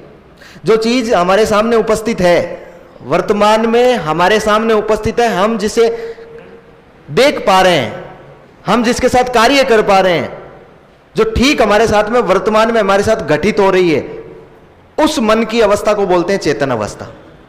और जो हमने ग्रहण कर लिया है, जो हमने देख लिया और वर्तमान में हमारे सामने उपस्थित नहीं है, उसको हम लोग बोलते हैं अचेतन मन, अचेतन अवस्था। क्या बोलेंगे? अचेतन अवस्था। देखिए आपने, मैं और समझाऊं इसको, ऐसे नहीं समझेंगे आप लोग। आपने सिर्फ ये सुना है सुषुप्त अवस्था और जागृत अवस्था, ऐसी स्टेज नहीं है। जो आज अभी आप वर्तमान में यह देख रहे हैं ना, ये पढ़ रहे हैं, ये बोर्ड आपके सामने, ये क्लास में आप लोग बैठे हैं, जो भी आप कुछ ग्रहण कर रहे हैं ना, ये कौन सी अवस्था है? ये आपकी कॉन्शियस माइंड है, आपकी चेतन अवस्था, ये आप जानबूझ के कर रहे हैं, जिस पर आपका नियंत्रण है। जागृत अवस्था का मतलब ये नहीं कि जागना और सोना, जागृत अवस्था का मतलब है कि आप जानबूझ के कर रहे हैं, जिस पर आपका नियंत्रण है। यहां से आपने पढ़ लिया, पढ़ने के बाद जो चीजें, जो अनुभव आपने लिए, वो अनुभव आपकी मेमोरी में सेट होंगे कि नहीं होंगे? वो मेमोरी में सेट होंगे तो वो चले जाएंगे कहां पर? अचेतन में। कहां चले जाएंगे? आपने ये भी सुना होगा कि दुखद बातों और जो सपने पूरे नहीं हो पाए, कटु अनुभूतियों, ये कहां पर रहते हैं? अचेतन में। ये केवल यही नहीं रहता है अचेतन में। सिगमंड फ्राइड ने अचेतन में जितना भी अनुभव रहते हैं ना, उनमें से जो दमित इच्छा है ना, उनका अध्ययन किया हमारे सामने। केवल अध्ययन किसका किया उन्होंने? दमित इच्छाओं का। इसलिए हमारे दिमाग में ये चलता है कि केवल दमित इच्छाएं ही अचेतन में रहती है। जितने भी आज आप जो अनुभव ले रहे हैं ना, वो सारे के सारे अनुभव कहां जा रहे हैं? इसका मतलब मैं कहता हूं कि आज जो आपके सामने, ठीक सामने जो उपस्थित है ना, वो तो है चेतन, और जो पीछे मेमोरी में चला गया वो क्या है? अचेतन। मुझे बताइए बड़ा कौन होगा? अचेतन होगा कि नहीं होगा? अच्छा, इसको समझाने वालों ने बहुत गजब तरीके से समझाया है। ये पानी का जार है ना, बहुत गजब तरीके से समझाया। ये पानी का जार है, इस पानी के जार में ये पूरा भरा हुआ है, इसमें आप लोग एक बर्फ का टुकड़ा डालिए। क्या डालना है आपको? बर्फ का टुकड़ा डालना है। कभी देखा है क्या जार में पानी का बर्फ का टुकड़ा? आजकल नहीं होता है, प्राचीन काल में होता था। आजकल ये काम नहीं है, लेकिन प्राचीन काल में आपको बताओ, जब बारात आती थी ना, तो बारात को ठंडा पानी पिलाने के लिए गर्मियों में, दिन में बिल्कुल जून की भयंकर तपती दोपहरी होती थी ना, उसमें तो विवाह रखते थे। भाई जून की भयंकर तपती दोपहरी है, और उसमें विवाह में फिर दूल्हे कौन, वो कोट पैंट, वो सूट वूट लगा देते थे, उसको फांसी सी लग जाती थी उसको, और पसीना पसीना हो रहा था। लेकिन वो दो चार लोग, ये ठीक है, डीओ के साथ चलते थे, वो थोड़ी देर होती वो डीओ लगा देते उसके, ताकि वो बदबू नहीं आती। अब आप याद करके देखो, ऐसी तपती दोपहरी में यदि बारातियों को ठंडा पानी दिया जाए, कितना मजा आएगा। पहले फ्रिज व्रिज वाला सिस्टम था नहीं, ठंडा पानी कहां देखने को मिलता था। और इतनी मटकियां कितनी लाके रखें, मटकियों में कैसे ठंडा हो? इसलिए क्या करते थे, बर्फ की सिल्ली मंगवाते थे बाजार से, और लाके उस ड्रम में डाल देते थे। और बताओ ड्रम का पानी कितना ठंडा होता था, खूबसूरत। अच्छा, बच्चों को तो मजा आता है, छोटे छोटे बच्चे होते ना, वो तो इस इंतजार में लगे रहते थे कि ये बाराती रूपी राक्षस सभी के सभी चले जाएं और पीछे थोड़ा बर्फ बच जाए। और बारात में खाने में चाहे रसगुल्ले दे रहे हैं, कोई संबंध नहीं है बच्चों को, वो बर्फ मिलना जरूरी है। फिर वो बर्फ फोड़ फोड़ के इन बच्चे ले जाते थे ना। याद करके देखो, उसमें जैसे ये बर्फ की सिल्ली डाली जाएगी, वो बर्फ की सिल्ली इतनी अंदर चली जाएगी और इतनी सी बाहर रहेगी। ये जो अंदर, क्या आपको दिखाई दे रही है? क्या दिखाई नहीं दे रही है? नहीं है। लेकिन क्या बर्फ नहीं है? क्या है तो सही, लेकिन क्या आपके नियंत्रण में है? क्या आप उसे देख पा रहे हैं? क्या मतलब उसे अनुभव कर पा रहे हैं? क्या नहीं कर पा रहे हैं। इसका मतलब है ये कौन सा मन है? अचेतन है। और मुझे बताइए, ये आपके सामने उपस्थित है कि नहीं है? इसको हम लोग क्या कहेंगे? चेतन मन। कौन सी अवस्था? जागृत अवस्था। ये बताओ, सुसुप्त अवस्था मतलब आपके नियंत्रण में नहीं है। ये कितना पार्ट होता है? 90%। और ये कितना पार्ट होता है? 10%। बात समझ पा रहे हैं? चेतन और अचेतन। अब देखिएगा, कभी आपने मान लीजिए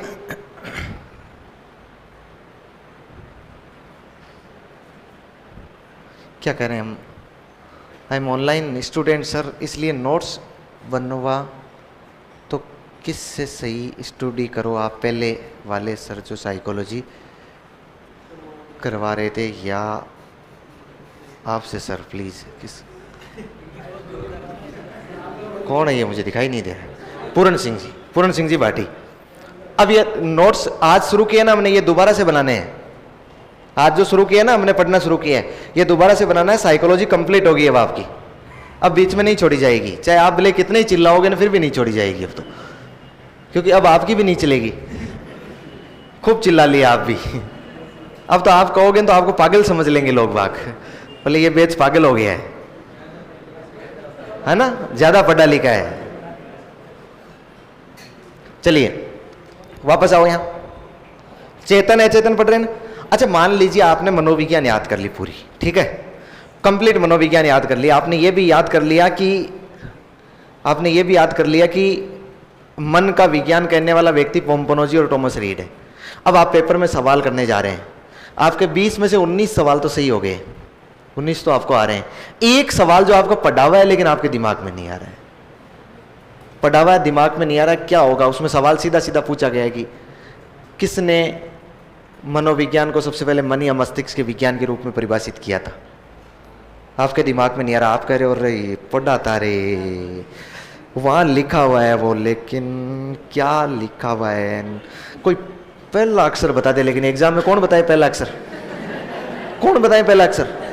कोई यूं करके करके यूं करते करते करते करते टाइम हो गया और हमारी शीट ले ली गई, पेपर कंप्लीट, दिमाग खराब, दिमाग खराब। घर आए, घर वालों ने कहा बेटा थक गया होगा, खाना खा ले। बोले दिमाग खराब मत करो, आज वैसे ही दिमाग खराब हो रहा है मेरा। बैग को फेंक दिया, जाके बेड पे पड़े और पढ़ते ही अरे पोम्पोनोजी अब तक पोम्पोनोजी कहां था? अब तक पोम्पोनोजी अर्ध चेतन में था। कहां था? जो अचेतन से तो निकल चुका हो लेकिन चेतन में नहीं आया हो, दोनों के बीच की जो कड़ी होती है उसको क्या बोलते हैं? अर्धचेतन बोलते हैं। मुझे बताइए ये क्या है? अर्धचेतन। बात समझ पा रहे हैं क्या? अचेतन से तो आ चुका है लेकिन कहां पर नहीं पहुंचा है? अभी चेतन में नहीं पहुंचा है। अच्छा देखिए, आप मार्केट में कपड़े खरीदने गए, अब बाजार में क्या होता है, शोरूम लगा होता है, उसमें अलग अलग पीस रखे होते हैं भाई, अलग अलग सैंपल रखे होते हैं, वहां नमूने रखे होते हैं। आपने सेट कर लिया कि भाई इस प्रकार के 5 दे दे, इस प्रकार के 7 दे दे, इस प्रकार के 10 दे दे, ऐसे ऐसे करके आपने उसको बता दिया, ऑर्डर किया। उसने कहा आप जरा बैठिए, पीछे लड़का गोडाउन से सामान लेके आ जाएगा। पर्ची दी लड़के को, लड़का गया उनका गोडाउन में सामान लाने के लिए। अच्छा मुझे एक बात बताइए, वो शोरूम बड़ा होगा गोडाउन बड़ा होगा? आपको तो शोरूम में तो केवल 100 पीस दिखाई देंगे ना, बाकी सारा का सारा माल तो कहां पड़ा होगा? उसका गोडाउन में पड़ा होगा। मुझे बताइए आपको जो दिखाई दे रहा है, आपको दिखाई दे रहा है वो चेतन है कि नहीं है? वो तो आपके सामने। क्या आपको गोडाउन दिखाई दे रहा है क्या? नहीं दिखाई दे रहा है। बताओ अचेतन में एक नहीं है, आपके नियंत्रण में नहीं है ना, आप नहीं देख पा रहे हैं ना, लेकिन फिर भी उसमें बड़ा मेमोरी ज्यादा है कि नहीं है, अनुभव ज्यादा है कि नहीं है, सामान ज्यादा है कि नहीं है? उसमें 90% सामान है, यहां पर तो केवल कितना है? 10% है। अब लड़का वहां पर सामान लाने के लिए गया, वहां पर उसने गोडाउन वाले ने जो व्यक्ति था उसने पैक करके सामान दे दिया, लड़के के रखा सर पर, और अब लड़का आ रहा है शोरूम कपड़े लेकर, लेकिन आपको बहुत जल्दी हो रही है, आप कह रहे हैं कि जल्दी मंगवाइए ना, कब लाएगा वो? तो इधर शोरूम वाला फोन करता है किसको? गोडाउन वाले को। बोले वो लड़का पहुंचा नहीं, तो वो कहेगा कि यहां से तो निकल गया। बताओ वो अचेतन से निकल गया कि नहीं निकल गया? लेकिन कहां नहीं पहुंचा है? चेतन में नहीं है। अब तक कहां है वो? अर्धचेतन। बात समझ पा रहे हैं? अर्धचेतन अपने आप में कोई अलग मेमोरी नहीं है, जो अचेतन में उपस्थित अनुभव है उनको चेतन में लाने के लिए जिस कड़ी को काम में लिया जाता है वो क्या कहलाती है? अर्धचेतन कहलाती है, सबकॉन्शियस माइंड जिसे हम लोग बोलते हैं। तो देखो मन की, मैं ये कह रहा था 17वीं शताब्दी में जब मन का विज्ञान बना ना, तो मन का विज्ञान बनते ही मनोविज्ञान में मन पर अध्ययन किया जाने लगा और मन की 3 अवस्थाएं सामने निकल कर आई। एक कौन सी? चेतन, एक अचेतन और एक अर्धचेतन। कॉन्शियंस, अनकॉन्शियंस और सबकॉन्शियंस, 3 माइंड सामने निकल कर आए। देखो मैं यहां चल रहे थे ना हम लोग, बताओ 16वीं शताब्दी में किसका अध्ययन? 17वीं शताब्दी में मन या मस्तिष्क। यहां पर पूरे माइंड की बात कर रहा है कि नहीं कर रहा है? 19वीं शताब्दी में किसका? चेतना का। 19वीं शताब्दी में विलियम वुंड, विलियम जेम्स ने यह नहीं कहा कि मन का अध्ययन नहीं करता है, मन का अध्ययन तो कर रहा है, लेकिन मन के 3 स्वरूप है ना, उनमें से एक स्वरूप का अध्ययन कर रहा है। और कौन से का? चेतन का। केवल कॉन्शियस माइंड का अध्ययन कर रहा है, अनकॉन्शियस माइंड का अध्ययन नहीं कर रहा है, सबकॉन्शियस माइंड का अध्ययन नहीं कर रहा है। केवल कितने का कर रहा है? 1/10 भाग का, मतलब 10% का अध्ययन कर रहा है कि नहीं कर रहा है?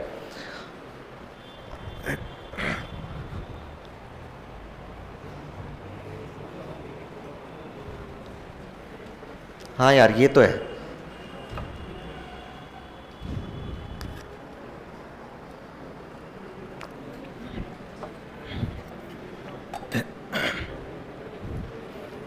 वो दूसरे बैच में चले गए हैं ना विकास, मैं पढ़ा दूंगा आप, और मैं ऑफलाइन वालों को समझा दूंगा। नहीं, इनके दिमाग में कभी कभी गलत आ जाता है, गलत भावनाएं पनप जाती है टीचर के प्रति। और राजेश सही कह रहा है, ये विकास सही कह रहा है कि सर राजेश सर के प्रति गलत भावनाएं पनप रही है ऑफलाइन वाले बच्चों को। बिल्कुल नहीं पनपेगी, सब अपनी जगह सम्माननीय है, सब माननीय है। चलें वापस, कहाँ चल रहे हैं? क्या कल कोर्स ही पूरा हो जाएगा? किसका?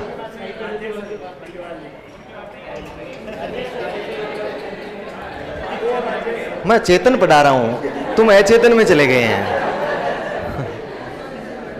बताओ कल हो जाएगा क्या?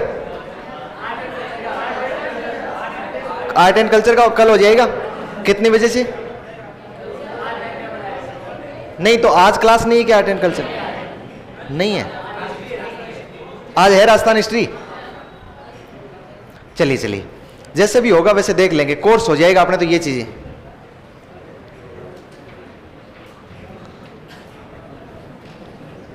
अरे यार, ये पूरण सिंह कह रहा है please reply sir because I am confused. यार पूरण सिंह, अब तुम तो कंफ्यूज हो, लेकिन मुझे क्यों कंफ्यूज कर रहे हो बताओ?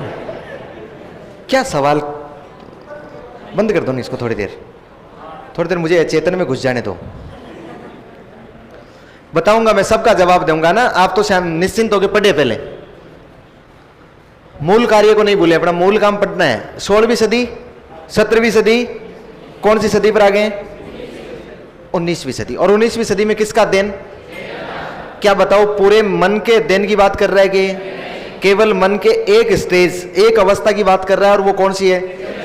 चेतन। कब किया? अब 19वीं सदी में मैं आपको तारीख बताता हूं ना। 19वीं सदी में इन्होंने किया,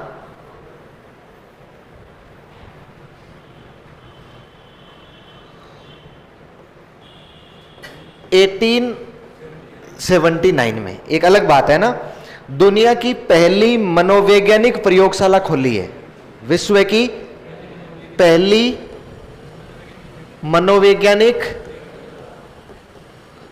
मनोवैज्ञानिक प्रयोगशाला, दुनिया की पहली मनोवैज्ञानिक प्रयोगशाला कब खोली गई है?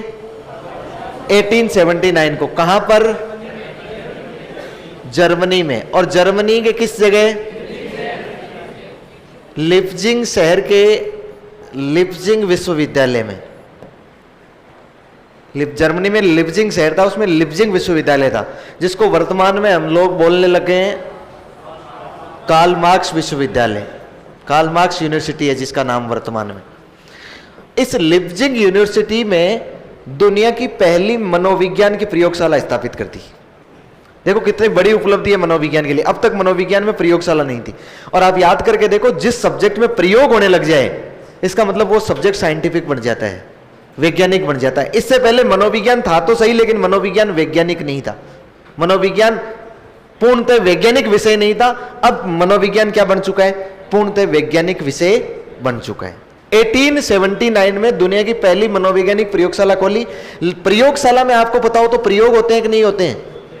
लेकिन वो प्रयोग जो किए जाते हैं ना, वो प्रयोग केवल कौन से अवस्था में किए जाते हैं? चेतन अवस्था में। किस में किए जाते हैं? चेतन। इसका मतलब यह है कि मनोविज्ञान इस प्रयोगशाला के अनुसार किसका अध्ययन करेगा? चेतन मन का अध्ययन करेगा, न कि अचेतन और अर्धचेतन का। देखिए हम यहां चल रहे थे ना, 19वीं सदी चेतना का विज्ञान बना। विलियम वुंट,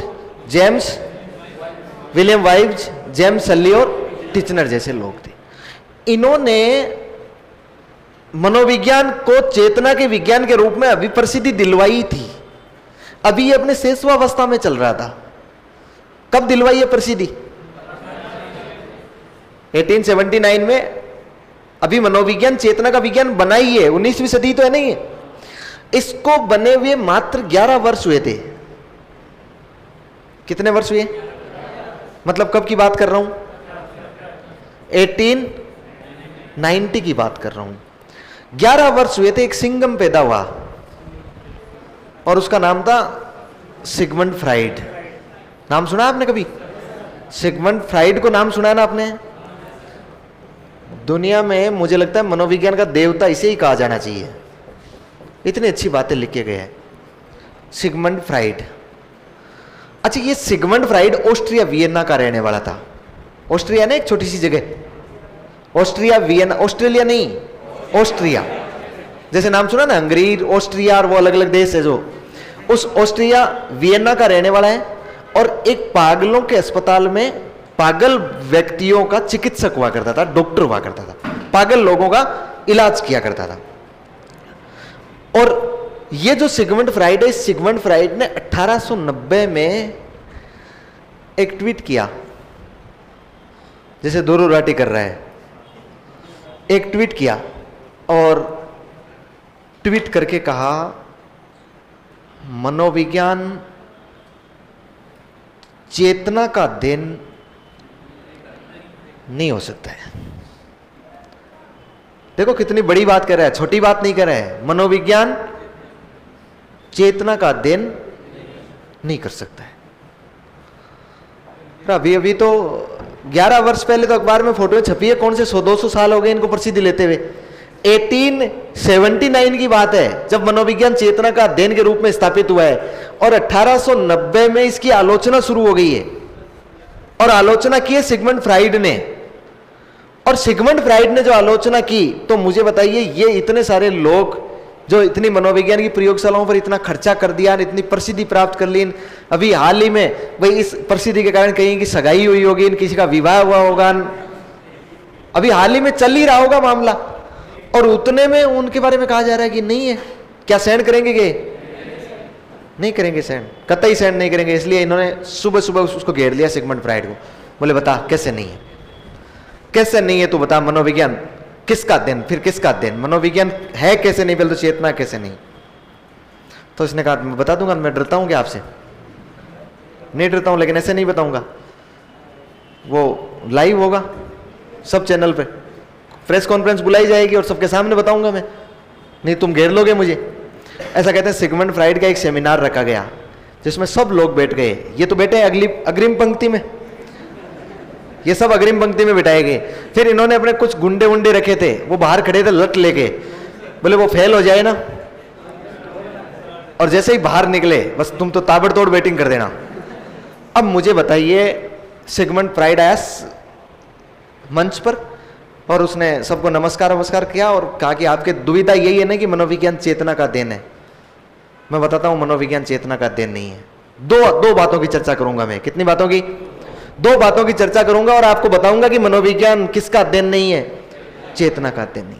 इसने कहा देखो मनोविज्ञान है ना, मनोविज्ञान आपका मनोविज्ञान, आप कह रहे हैं ना कि चेतना का विज्ञान है, मैं मान लिया चेतना का विज्ञान है, तो फिर मुझे एक पागल व्यक्ति, छोटा बच्चा, छोटे बच्चों और पागल व्यक्ति, छोटा बच्चा और जानवरों के चेतन का अध्ययन करके दिखाइए। बताओ, छोटा सा 6 माह का बच्चा है, उस बच्चे के पास आप गए और जाकर कहा कि बेटा क्या हालचाल है, हाय। उसने कहा ठीक हूं, आप कैसे हैं? फिर आप कहोगे मैं ठीक हूं, बस मस्त हूं, अपने जा रहा हूं आराम से गीता भवन और साइकोलॉजी पढ़ रहा हूं, कई बार हिस्ट्री पढ़ रहा हूं, कई बार कल्चर पढ़ रहा हूं। वो कहेगा कि देखो आप चाहे पढ़ रहे होंगे साइकोलॉजी, मुझे कोई लेना देना नहीं है इस बात से, मैं तो मस्त हूं, अपने मस्ती में जिंदा रहना चाहता हूं और पढ़ दूंगा तो सही में, लेकिन जीवन में कभी भी रीट वीट की तैयारी नहीं करूंगा। बच्चा बोलेगा क्या? मैं 6 माह के बच्चे की बात कर रहा हूं, बोलेगा? बच्चा क्या समझ पा रहा है, आपको क्या रिएक्ट कर पा रहा है, उसके चेतन में क्या चल रहा है, वो क्यों रो रहा है, वो बच्चा क्यों हंस रहा है, वो बच्चा क्या चाहता है, उसके चेतन में क्या चल रहा है, उसके चेतन में चल रहा है ना ये चीजें। लेकिन क्या उस बात को आप पहचान पाएंगे क्या? इसने सिगमंड फ्राइड ने कहा ले जाओ उस बच्चे को आपकी प्रयोगशाला में और बताओ वो बच्चा क्यों रो रहा है, वो बच्चा क्या चाह रहा है, वो बच्चा क्या सोच रहा है, क्या उसके चेतन का अध्ययन कर दोगे क्या तुम? बोले हाँ ठीक है, तो बच्चों का नहीं करेंगे और? बोले और क्या? जानवरों का। जैसे ही गीता भवन से बाहर निकले, कुत्ता दौड़ के आ रहा है भयंकर रूप से। हाँ उसे कह रहा है रुक, कहाँ जा रहा है, समझ में नहीं आ रहा तुझे, ये गीता भवन है यहाँ, रुक। वो कह रहा है बीच में डिस्टर्ब मत कर, मुझे वैसे ही परेशान हूं मैं पहले से ही, मुझे सीधा आरएमटी से आगे जाना है। क्यों दौड़ के आया, क्या बता सकता है क्या जानवर? जानवर के चेतन में क्या चल रहा है? क्या जानवर का चेतन नहीं होता है क्या? होता। तो जानवर के चेतन में क्या चल रहा है बता दोगे क्या? बोले हाँ ठीक है, दो तो हो गए, फिर और बता। बोले और पागल व्यक्ति। पागल व्यक्ति इधर से आ रहा है। आपने कहा तू कैसे पागल हुआ रे? पत्थर उठाया, सीधे खोपड़ी में मारी। उसके चेतन में क्या चल रहा है बता दोगे क्या? किसने कहा रे मूर्ख हो? वो कौन मूर्ख? कौन? अग्रिम पंक्ति वाले, विलियम जेम्स, विलियम वुंड, सबके सब। उनको कहा तुम्हारा दिमाग खराब है। एक वयस्क व्यक्ति है, केवल मनुष्य प्राणी, और वो भी वयस्क, वो सब कुछ बोलता चालता है, उसके चेतन का अध्ययन करके तुम क्या निकाल लोगे इस मनोविज्ञान से? वो तो वैसे ही बता देगा कि भाई मैं बीमार हूं, मैं पढ़ना चाहता हूं, कि मैं फ्रस्ट्रेशन में हूं, मैं दबाव में हूं, वो तो वैसे ही बता देगा। उसके चेतन में क्या चल रहा है वो तो वैसे ही बता देगा। यदि तुम्हें अध्ययन नहीं करना है तो किन का करो? पागल व्यक्ति, छोटे बच्चों, जानवरों, इनके चेतन का। और सिगमंड फ्राइड ने कहा ध्यान रखना, कभी भी इनके चेतन का अध्ययन किया नहीं जा सकता है। यदि इनका अध्ययन करना होगा ना तो आपको अचेतन का अध्ययन करना पड़ेगा। किसका अध्ययन करना पड़ेगा? इसके अचेतन का अध्ययन करना पड़ेगा आपको। फिर उसने कहा एक बात और सुनो ध्यान से, ये जो चेतन मन है ना आपका, ये केवल 1/10 भाग है, 10%। अचेतन कितना है? 90%। तो मुझे ये बताओ, यदि एक व्यक्ति को पूरी मनोविज्ञान पढ़नी हो तो आपके इस मनोविज्ञान जैसे 10 सब्जेक्ट पढ़ने पड़ेंगे क्या? यदि रीट में मान लो पूरी मनोविज्ञान पढ़नी हो, रीट में पूरी मनोविज्ञान कंप्लीट पढ़नी हो, तो चेतन मन 10% के लिए आपने इतनी बड़ी साइकोलॉजी लगा दी, तो उस 90% के लिए 9 सब्जेक्ट और बनाएंगे। इसका मतलब तो फिर मनोविज्ञान के नीचे दब के मर जाएंगे, पढ़ेंगे कब? फिर दूसरी बात इसने कहा कि मन का केवल छोटा सा भाग है 10%, उसका क्या अध्ययन कर रहे हो? अध्ययन करना है तो किसका करो? उस अचेतन का करो। तो फिर उन लोगों ने कहा यार बात तो ठीक कह रहे हैं यार, गलत नहीं कह रहा। पीछे वालों ने भी कहा, जो बैठे हुए थे ना समझदार लोग, उन्होंने कहा ये विलियम वुंट गलत कह रहा है, तू ये सही कह रहा है। सिगमंड फ्राइड है ना, ये सही कह रहा है कि मनोविज्ञान चेतना का अध्ययन नहीं है। तो फिर वो सिगमंड फ्राइड, वो विलियम वुंट खड़ा हुआ और उसने कहा तू बता फिर किसका अध्ययन करेगा? अचेतना का विज्ञान कहें। अचेतना एक बुरा शब्द है, अच्छा शब्द नहीं है। उसने कहा मैं नहीं जानता हूं किसका कहूं, लेकिन चेतना का नहीं कहने दूंगा, ध्यान रखना। मैं नहीं जानता हूं तुम किसका अध्ययन बढ़ाते हो इसे, लेकिन चेतना का नहीं होगा। ये मनोविज्ञान चेतना का होगा नहीं। बताओ मनोविज्ञान की आलोचना, देखो मनोविज्ञान चेतना का अध्ययन बना कब था? कब आलोचना हो गई? थोड़े ही दिन रहा, 11 वर्ष। इसके बाद आगे बढ़े। मनोविज्ञान अपना कोई स्वरूप तय नहीं कर पा रहा है। कौन सी सदी है? 20वीं सदी आ गई, 20वीं सदी आ गई। एक व्यक्ति था जिसका नाम था विलियम मैकडूगल। नाम सुना है आपने कभी? ब्रिटिश मनोवैज्ञानिक है विलियम मैकडूगल। ये ब्रिटिश मनोवैज्ञानिक विलियम मैकडूगल। विलियम मैकडूगल ने, पता नहीं इसके क्या दिमाग में आया, 1905 की बात है। कब की बात है? 1905 की बात है।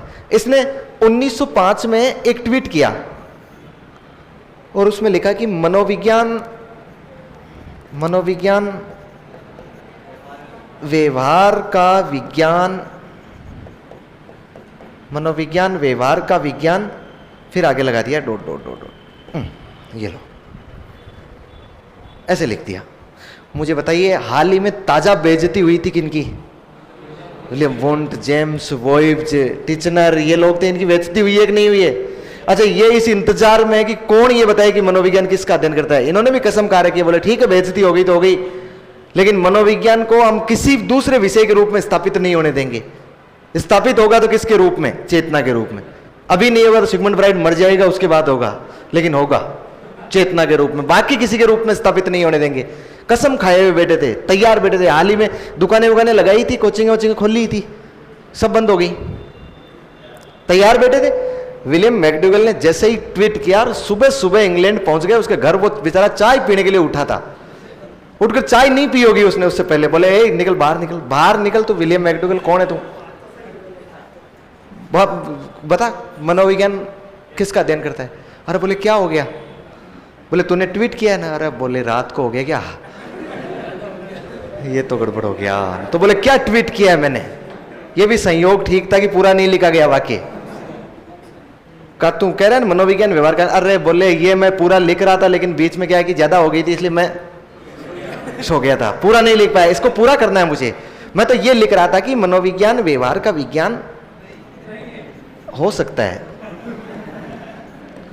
मैं ये कब कह रहा हूं है, मैं तो अनुमान लगा रहा हूं, जो मनोविज्ञान किसी का भी नहीं है तो मैं सोच रहा हूं व्यवहार का हो सकता है। देखिए खालिस्तान के साथ बेटे देखिए फिट हो जाएगा भाई, व्यवहार हो सकता है। यदि आपको लगता है तो गलती, धूल खाई काली गाय, आज के बाद ऐसे ट्वीट नहीं करूंगा, करूंगा ही नहीं मैं आज के बाद ऐसे।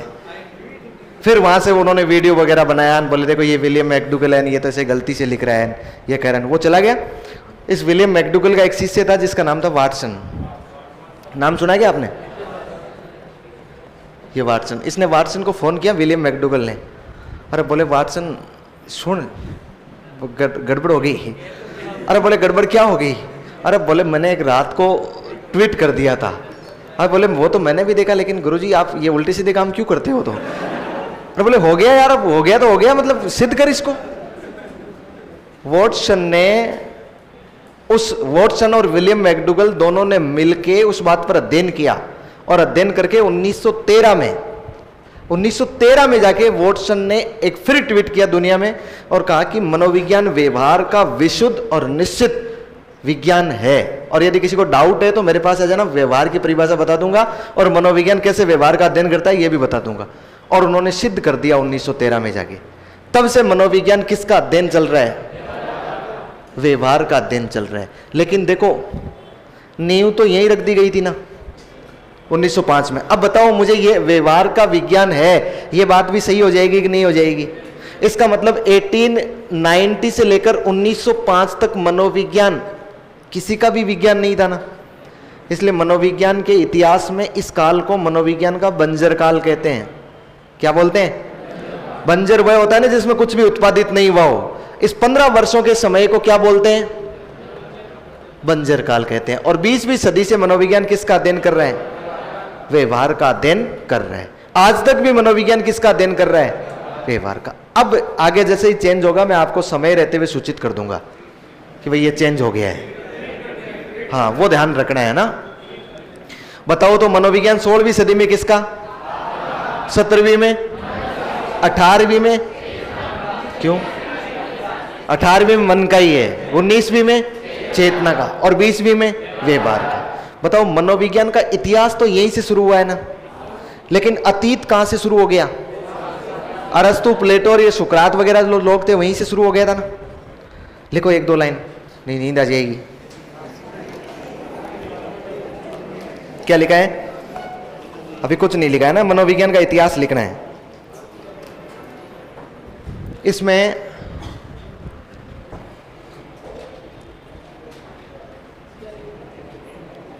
लिखो प्रारंभ में मनोविज्ञान को, ऐसे अलग अलग लाइनें लिखनी है ना।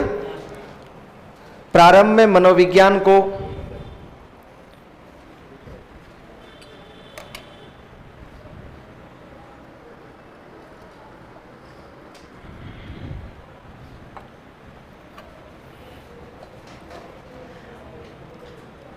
दर्शन शास्त्र के अंतर्गत पढ़ा जाता था।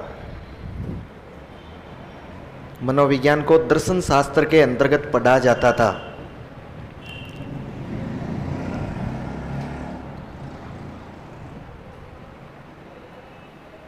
मनोविज्ञान को दर्शन शास्त्र के अंतर्गत पढ़ा जाता था। नेक्स्ट लाइन में लिखो,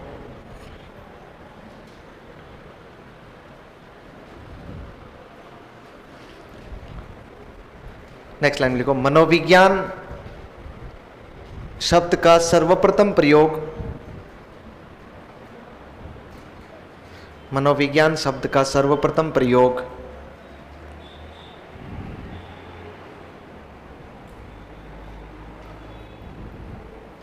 मनोविज्ञान शब्द का सर्वप्रथम प्रयोग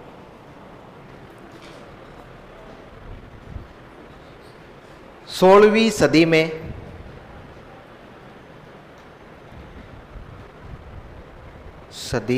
कोष्टक में लिखना 1590। 16वीं सदी में यूनान निवासी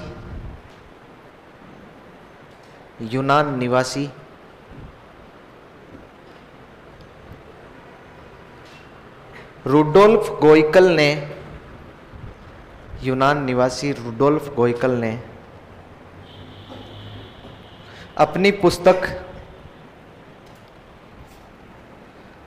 पुस्तक साइकोलिजिया में किया।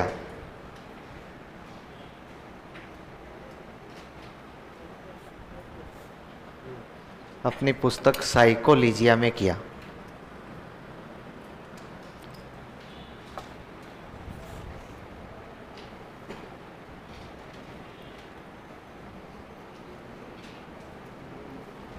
हो गया? यहां तक लिख लिया आपने?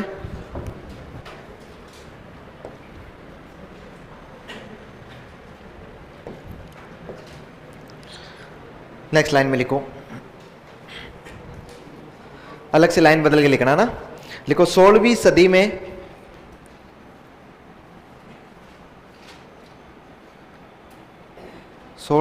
में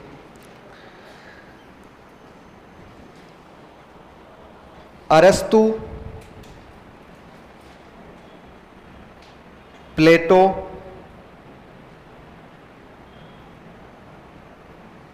आदि के विचारों के आधार पर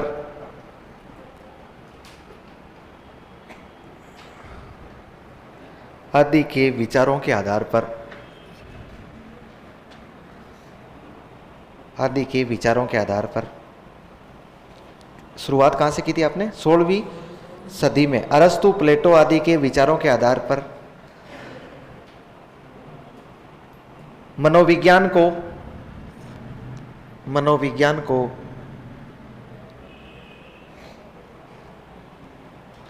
आत्मा का अध्ययन करने वाला विषय माना गया।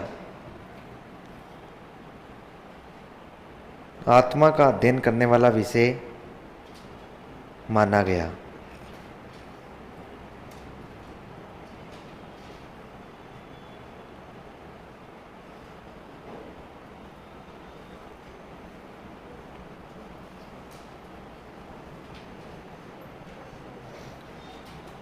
आत्मा का अध्ययन करने वाला विषय माना गया। नेक्स्ट लिखो,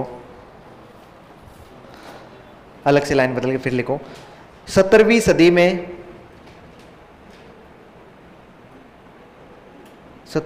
में इसे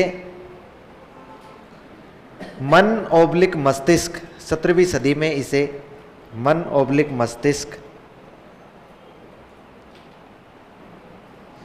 के अध्ययन करने वाले विषय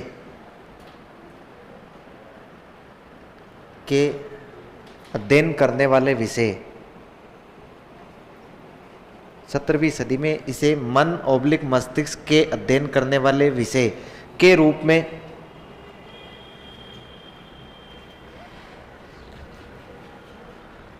स्थापित किया गया।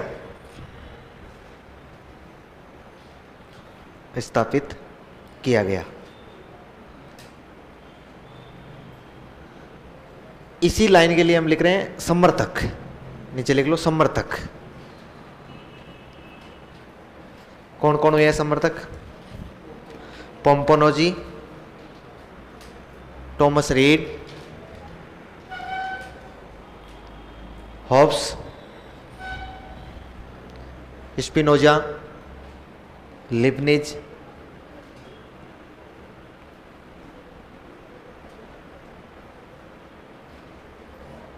जॉन लॉक आदि।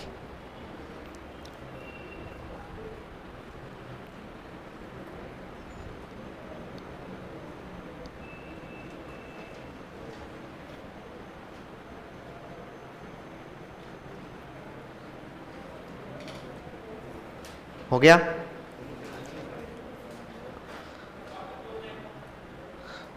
हमने लिखा है 17वीं सदी में इसे मन ओब्लिक मस्तिष्क के अध्ययन करने वाले विषय के रूप में स्थापित किया गया।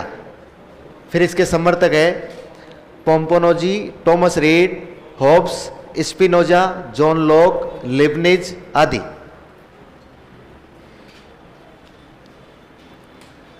हो गया? फिर लाइन बदल के लिखो, 18वीं सदी में 18वीं सदी में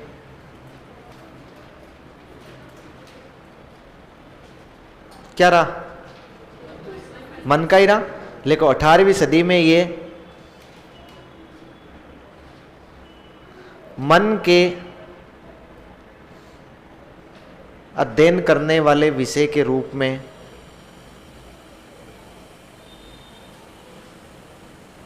मन के अध्ययन करने वाले विषय के रूप में स्वीकृत रहा।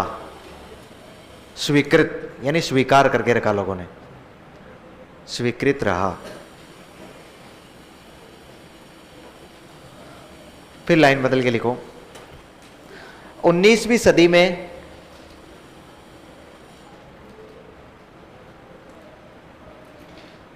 इसे चेतना के अध्ययन करने वाले विषय के रूप में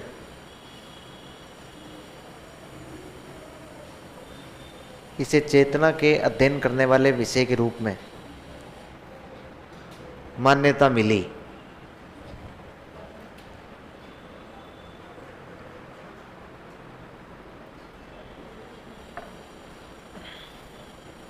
रूप में मान्यता मिली। समर्थक कौन कौन है? समर्थक लिख लो।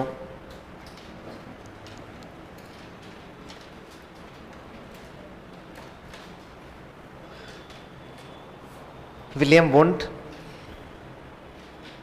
William James,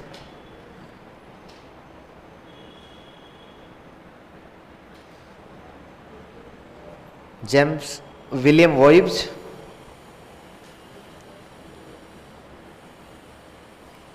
वॉइब्स, James Sully, Titchener आदि।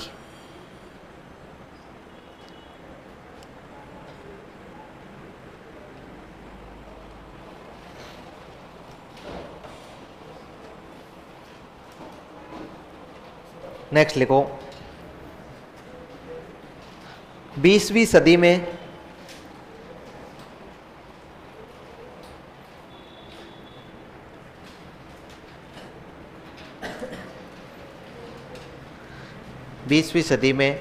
इसे व्यवहार का अध्ययन करने वाले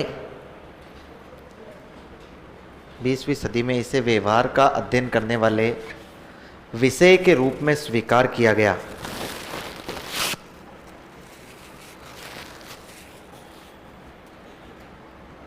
इसे व्यवहार का अध्ययन करने वाले विषय के रूप में स्वीकार किया गया।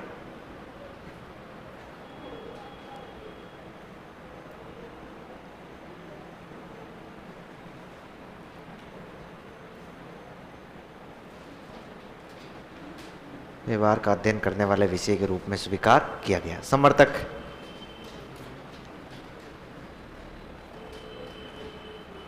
कौन है? समर्थक लिखो, William McDougall,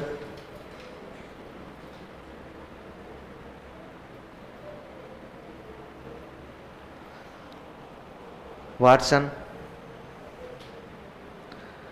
Thorndike,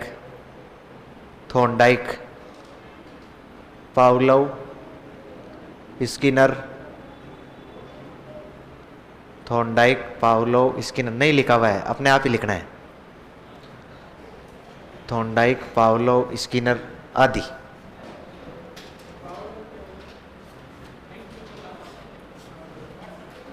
Watson, Pavlov, Thorndike, Skinner, Edwin गुथरी, जितने भी आएंगे ना व्यवहारवादी आगे आ जाएंगे। आपको इतना ही ध्यान रखना है यहाँ। अच्छा, वर्तमान में किसका करता है? केवल व्यवहार से काम चला लोगे क्या? 21वीं सदी बदल गई है।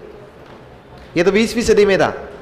21वीं सदी में व्यवहार के साथ साथ मानसिक प्रक्रियाओं का अध्ययन भी करता है, मेंटल प्रोसेस। हालांकि मेंटल प्रोसेस व्यवहार का ही हिस्सा है, लेकिन फिर भी आजकल की जितने भी किताबें आ रही है ना, आजकल जो भी एनसीईआरटी की जो टेक्स्ट बुक नहीं आ रही है, उन सब में व्यवहार के साथ में किसको दे रखा है? मानसिक। मैं तो ये कहूं कि 21वीं शताब्दी के बाद ये किस में स्थापित हो गया है? मानसिक प्रक्रियाओं के साथ में हो गया है। तो नेक्स्ट लाइन में अलग से लाइन लिख लो, लिखो वर्तमान में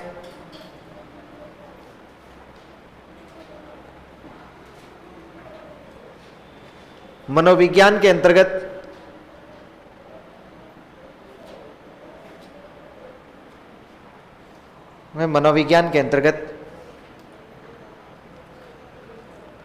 वर्तमान में मनोविज्ञान के अंतर्गत व्यवहार एवं मानसिक प्रक्रियाओं का अध्ययन किया जाता है। मानसिक प्रक्रियाओं का अध्ययन किया जाता है। मानसिक प्रक्रियाएं, मेंटल प्रोसेस।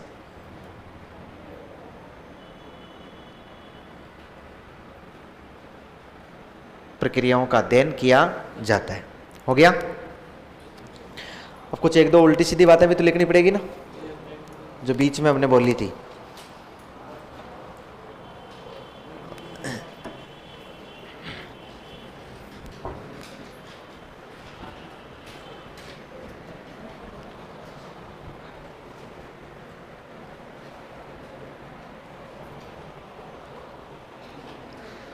लिख लो, एक लाइन में तो यही लिखेंगे, फिर डिफाइन आगे कर लेंगे, अलग से फिर लाइन बदल के लिखो। मन की 3 अवस्थाएं होती है। मन की 3 अवस्थाएं होती है।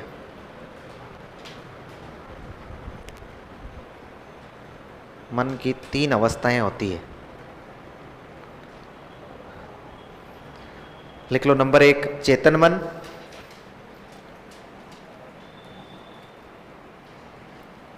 नंबर 2 कौन सा हो जाएगा, अचेतन मन, और नंबर 3 अर्धचेतन मन।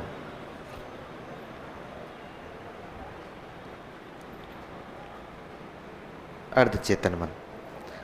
चेतन मन कितना होता है 10%, अचेतन कितना होता है 90%। तो कोष्टक में वो भी लिख लेना साथ में, एक 10% और एक कितना होता है 90%। अच्छा, ये दिमाग में मत लाना कि इनको डिफाइन नहीं किया है। जब हम सिगमंड फ्राइड का बाल विकास में एक सिद्धांत पढ़ेंगे, साइको एनालिटिकल थ्योरी, मनोविश्लेषणात्मक सिद्धांत, उस समय इस मन का पूरा विश्लेषण करके रखेंगे। चेतन क्या होगा, अचेतन क्या होगा और अर्धचेतन क्या होगा। तीनों ये मनोगतिक स्थितियां आपको बताई जाएगी। फिर नेक्स्ट लाइन में लिखो,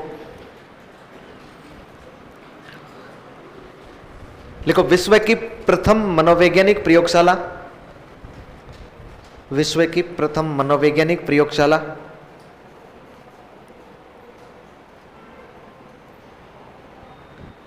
विश्व की प्रथम मनोवैज्ञानिक प्रयोगशाला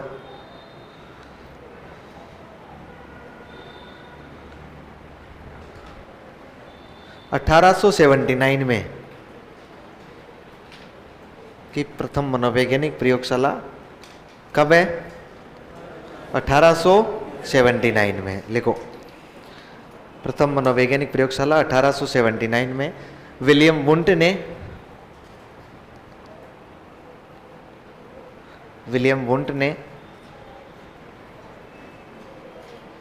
जर्मनी के लिप्जिंग विश्वविद्यालय में स्थापित की। जर्मनी के लिप्जिंग विश्वविद्यालय, कोष्टक में लिखना, लिप्जिंग विश्वविद्यालय, कोष्टक में लिखो। वर्तमान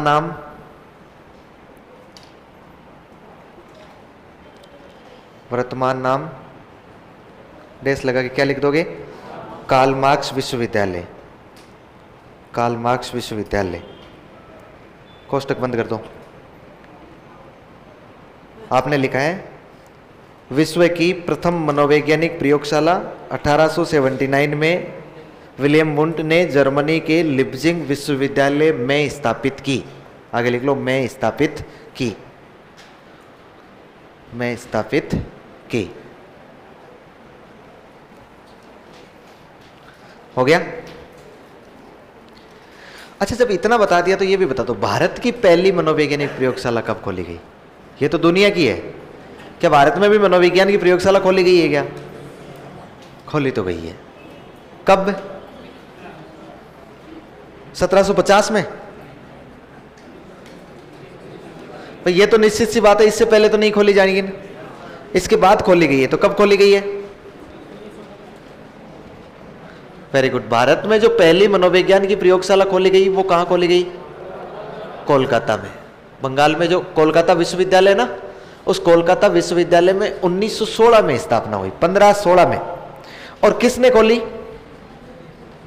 एक व्यक्ति है जिनका नाम है NN सेनगुप्त। रिबर्न का बहुत अच्छा सहयोग लिया था इन्होंने, और इन्होंने भारत की पहली मनोवैज्ञानिक प्रयोगशाला स्थापित की थी। तो यहीं पे नोट लगा के लिख लो।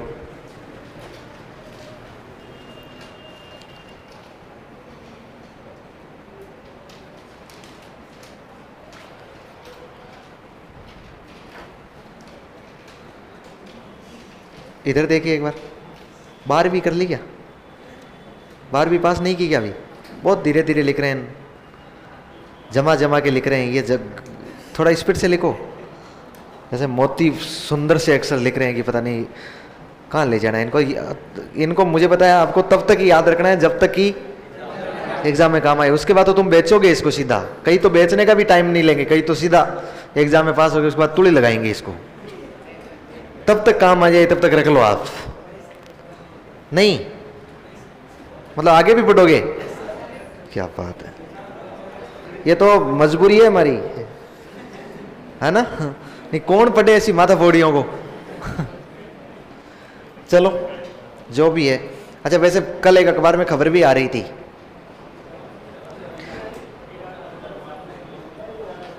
1 लाख शिक्षकों के पद कम करने की कर रही है तैयारी। हैं? देखो हर तरह से तैयार रहना जरूरी है। सरकार 1 लाख शिक्षकों के पद कम करने की कर रही है तैयारी। फिर भी भर्ती तो आएगी ना, भर्ती तो आएगी, ये मान के चलो, भर्ती तो निश्चित रूप से आएगी। अच्छा ये आपका काम, आपके लिए अभी अड़चन नहीं आएगी, ये अभी इतना जल्दी कुछ नहीं होना है। अभी ये बातें 2-3 साल पे जाके टिकेगी, जब तक आपकी भर्तियां हो आके ना आप ज्वाइन कर लोगे। उसके बाद भले ही कितना ही कम करो, आपको भले ही नौकरी लगने की बात चाहिए, भले फिर कहें कि अब आपके लिए स्कूल नहीं है हॉस्पिटल है तो वहाँ लगा देंगे, कोई फर्क नहीं पड़ता है, अपना वहाँ सेवा कर लेंगे। एक बार लगा दो बस, हे भगवान एक बार चाहे भले ही अंडमान निकोबार द्वीप भी लगा दो, है ना। चलिए लिखो, भारत की प्रथम मनोवैज्ञानिक प्रयोगशाला, भारत की प्रथम मनोवैज्ञानिक प्रयोगशाला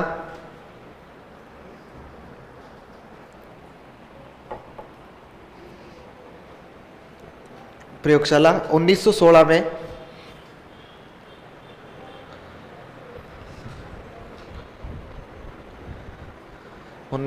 में कोलकाता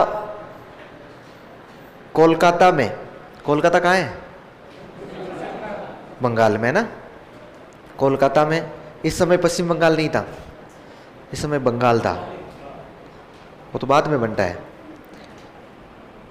कोलकाता में NN सेनगुप्त, क्या बांट दिया गया था इस समय?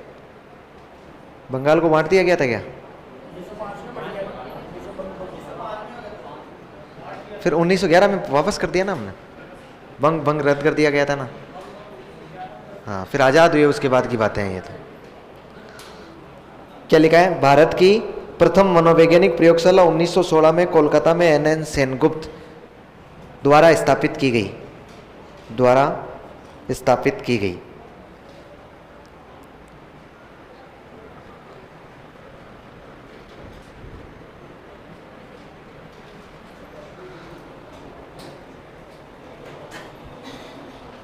फिर लाइन बदल के लिखो,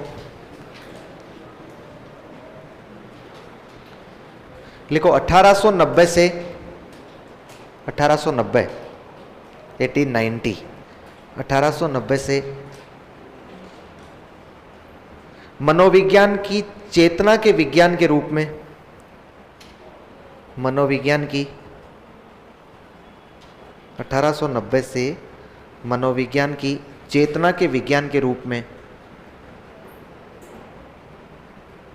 आलोचनाएं शुरू हो गई।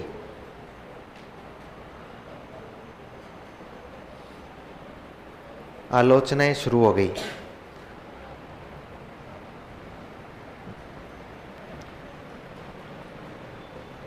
अतः 1905 तक आलोचनाएं शुरू हो गई।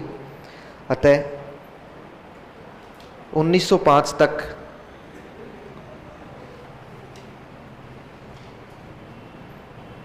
मनोविज्ञान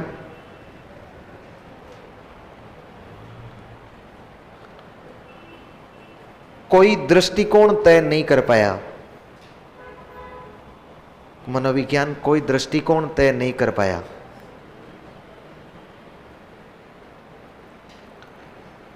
कोई दृष्टिकोण तय नहीं कर पाया।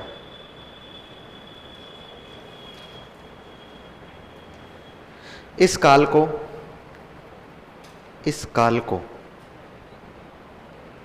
कितने काल को कोष्टक में लिख लो 15 वर्ष। 15 वर्ष कब से कब तक है? 1890 से लेकर 1905 तक। इस काल को मनोविज्ञान के इतिहास में बंजर काल के नाम से जाना जाता है। इस काल को मनोविज्ञान के इतिहास में बंजर काल के नाम से जाना जाता है।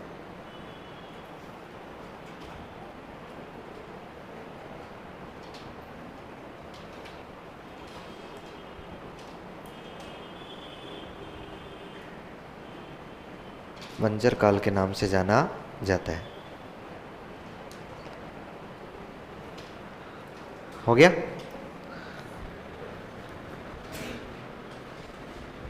फिर अलग से लाइन बदल के लिखो। सिगमंड फ्राइड ने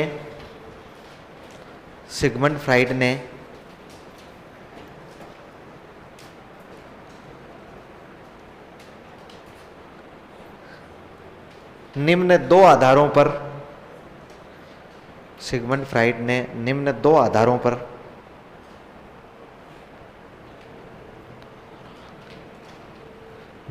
चेतना के विज्ञान के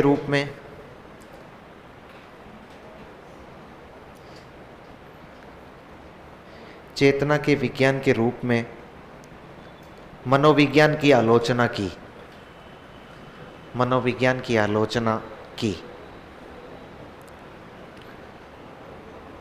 सिगमंड फ्राइड ने निम्न दो आधारों पर चेतना के विज्ञान के रूप में मनोविज्ञान की आलोचना की। नंबर 1 लिखो।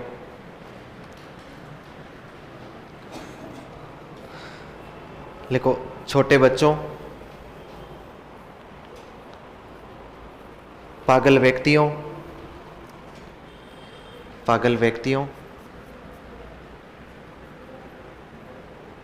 छोटे बच्चों, पागल व्यक्तियों एवं जानवरों के चेतन मन का अध्ययन नहीं किया जा सकता है। चेतन मन का अध्ययन नहीं किया जा सकता है।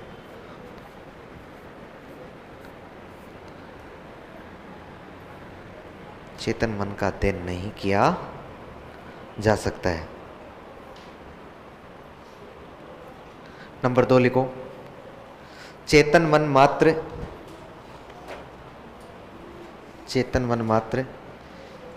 1/10 भाग होता है। 1/10 भाग होता है।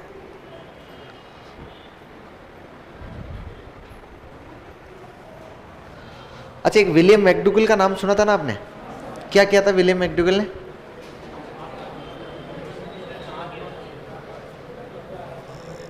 बताओ देखिए, विलियम मैकडूगल ने क्या किया है?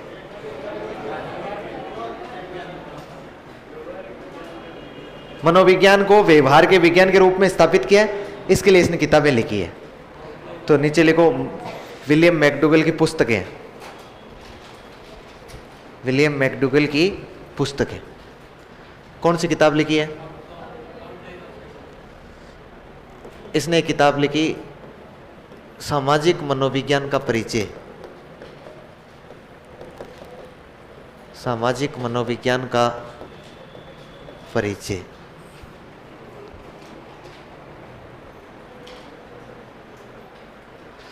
इंट्रोडक्शन ऑफ सोशल साइकोलॉजी, सामाजिक मनोविज्ञान का परिचय।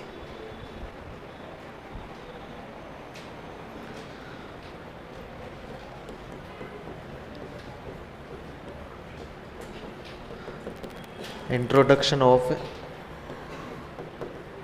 Social psychology.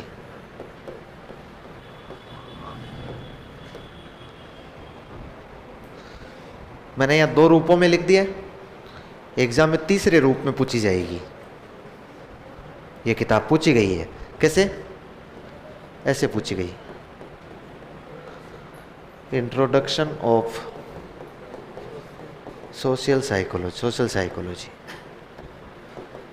तब हमें कंफ्यूज नहीं होना है ना, ये ऐसे ही पूछी जाती है हमेशा। किताब जो पूछी जाती है ना, किताब पूछने का रूप यही होता है, इंट्रोडक्शन ऑफ सोशल साइकोलॉजी, जिसको हिंदी में हम लोग बोलते हैं सामाजिक मनोविज्ञान का परिचय। ये किताब में क्या किया इसने, इसमें डैश लगा के लिख लो, व्यवहार शब्द को परिभाषित किया, व्यवहार शब्द को परिभाषित किया, व्यवहार शब्द को परिभाषित किया।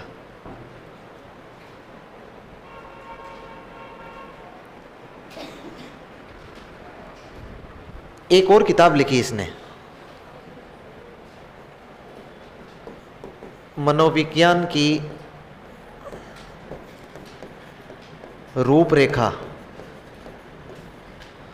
मनोविज्ञान की रूपरेखा मतलब आउटलाइन ऑफ साइकोलॉजी।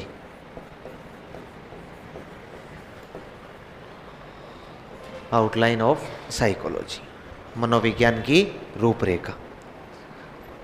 इसमें क्या किया, इसमें लिख लो, चेतना शब्द की आलोचना की,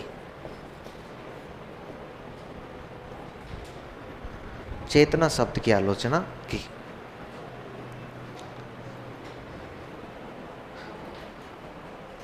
चेतना शब्द की आलोचना की। वो तो 1905 की बातें चल रही थी। ये किताब तो इसने सामाजिक मनोविज्ञान का परिचय प्रकाशित की थी 1908 में, व्यवहार शब्द को पहले परिभाषित किया है। और ये किताब तो बहुत बाद में प्रकाशित हुई है, इसकी 1923 में जाके प्रकाशित हुई है, ये आउटलाइन ऑफ साइकोलॉजी वाली जो किताब थी। अपने इतना उलझना नहीं है, अपने ये ध्यान रखना है कि किस में किसको किया है। इसमें तो व्यवहार शब्द को परिभाषित कर दिया और इसमें किसकी आलोचना कर दी है, चेतना की आलोचना कर दी। अच्छा, हमने एक कहानी पढ़ी थी, कहानी की शुरुआत की थी। बताओ, 16वीं सदी से पहले मनोविज्ञान को दर्शन शास्त्र में पढ़ते थे। 16वीं सदी में यानी 1590 में मनोविज्ञान शब्द का पहला प्रयोग किसने किया? रुडोल्फ गोइकल ने, यूनान का निवासी था, साइकोलॉजिया नामक पुस्तक में किया था। फिर 16वीं सदी में किसका देन माना जाने लगा? आत्मा का। किसके आधार पर?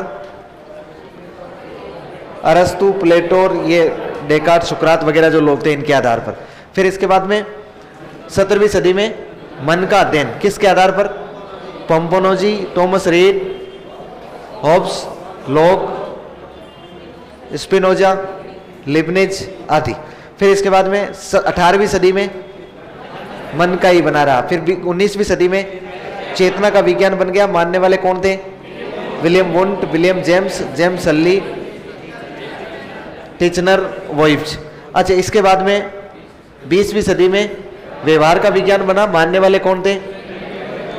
William McDougall, Watson, Thorndike, Skinner, Pavlov, जो भी व्यवहारवादी आएंगे। फिर वर्तमान में किसका अध्ययन मानते हैं? व्यवहार एवं मानसिक प्रक्रियाओं का अध्ययन इसे मानते हैं। अच्छा बताओ, पहली बार मनोविज्ञान की प्रयोगशाला कब स्थापित हुई? किसने की? कहां पर की? किस विश्वविद्यालय में? वर्तमान में क्या कहते हैं? भारत की पहली मनोवैज्ञानिक प्रयोगशाला कब? 1916 में। कहां पर? किसने? एन सेनगुप्त ने। अच्छा, मनोविज्ञान का बंजर काल कब से कब तक है? 1890 से 1905 के काल को कहते हैं। फिर विलियम मैकडूगल ने कितनी किताबें बताई है मैंने? 2। पहली कौन सी? सामाजिक मनोविज्ञान का परिचय, क्या किया इसमें? और दूसरी कौन सी? आउटलाइन ऑफ साइकोलॉजी, क्या किया था इसमें? चेतना शब्द की आलोचना की थी। बताइए, अब वो परिभाषा सिद्ध हुई है ना एबिंगहास वाली। अब नीचे कुछ परिभाषाएं लिखोगे भाई, मनोविज्ञान किसे कहते हैं, क्या कहते हैं, मनोविज्ञान की कुछ परिभाषाएं लिखोगे, परिभाषाएं। और उसमें पहली परिभाषा किसकी लिखोगे, एबिंगहास की। किसके लिखेंगे, एबिंगहास की।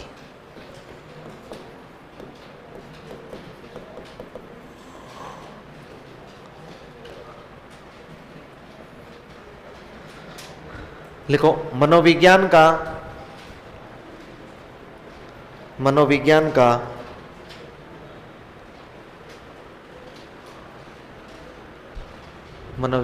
अतीत बहुत लंबा है।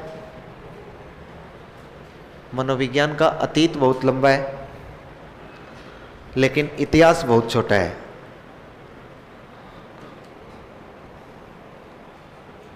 अतीत बहुत लंबा है, लेकिन इतिहास बहुत छोटा है।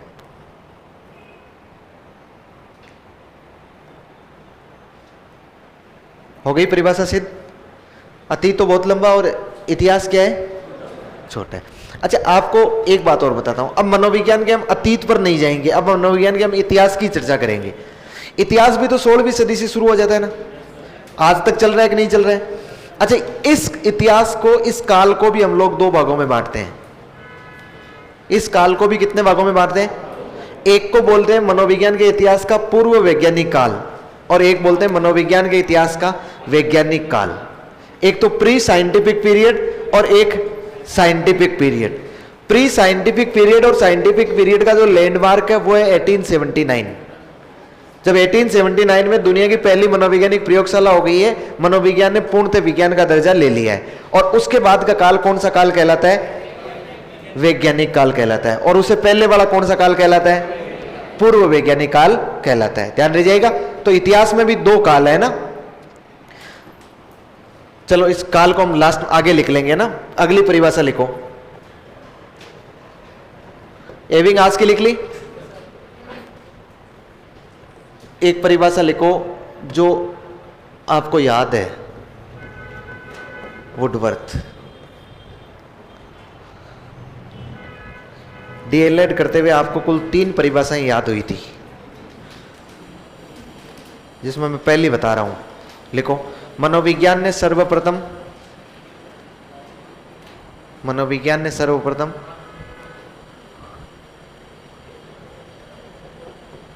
अपनी आत्मा को त्यागा। मनोविज्ञान ने सर्वप्रथम अपनी आत्मा को त्यागा।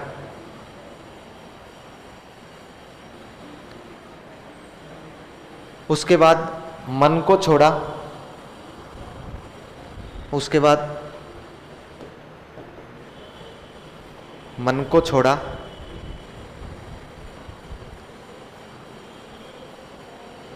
तत्पश्चात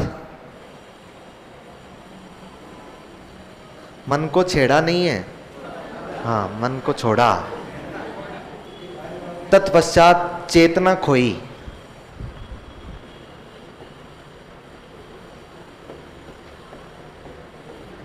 चेतना खोई एवं वर्तमान में व्यवहार को अपनाता है। एवं वर्तमान में व्यवहार को अपनाता है। परिभाषा याद हो जाएगी ना। चलिए अब एक बार चाय पानी पी के आइए, फिर आगे बढ़ते हैं, शिक्षा की बातें करते हैं।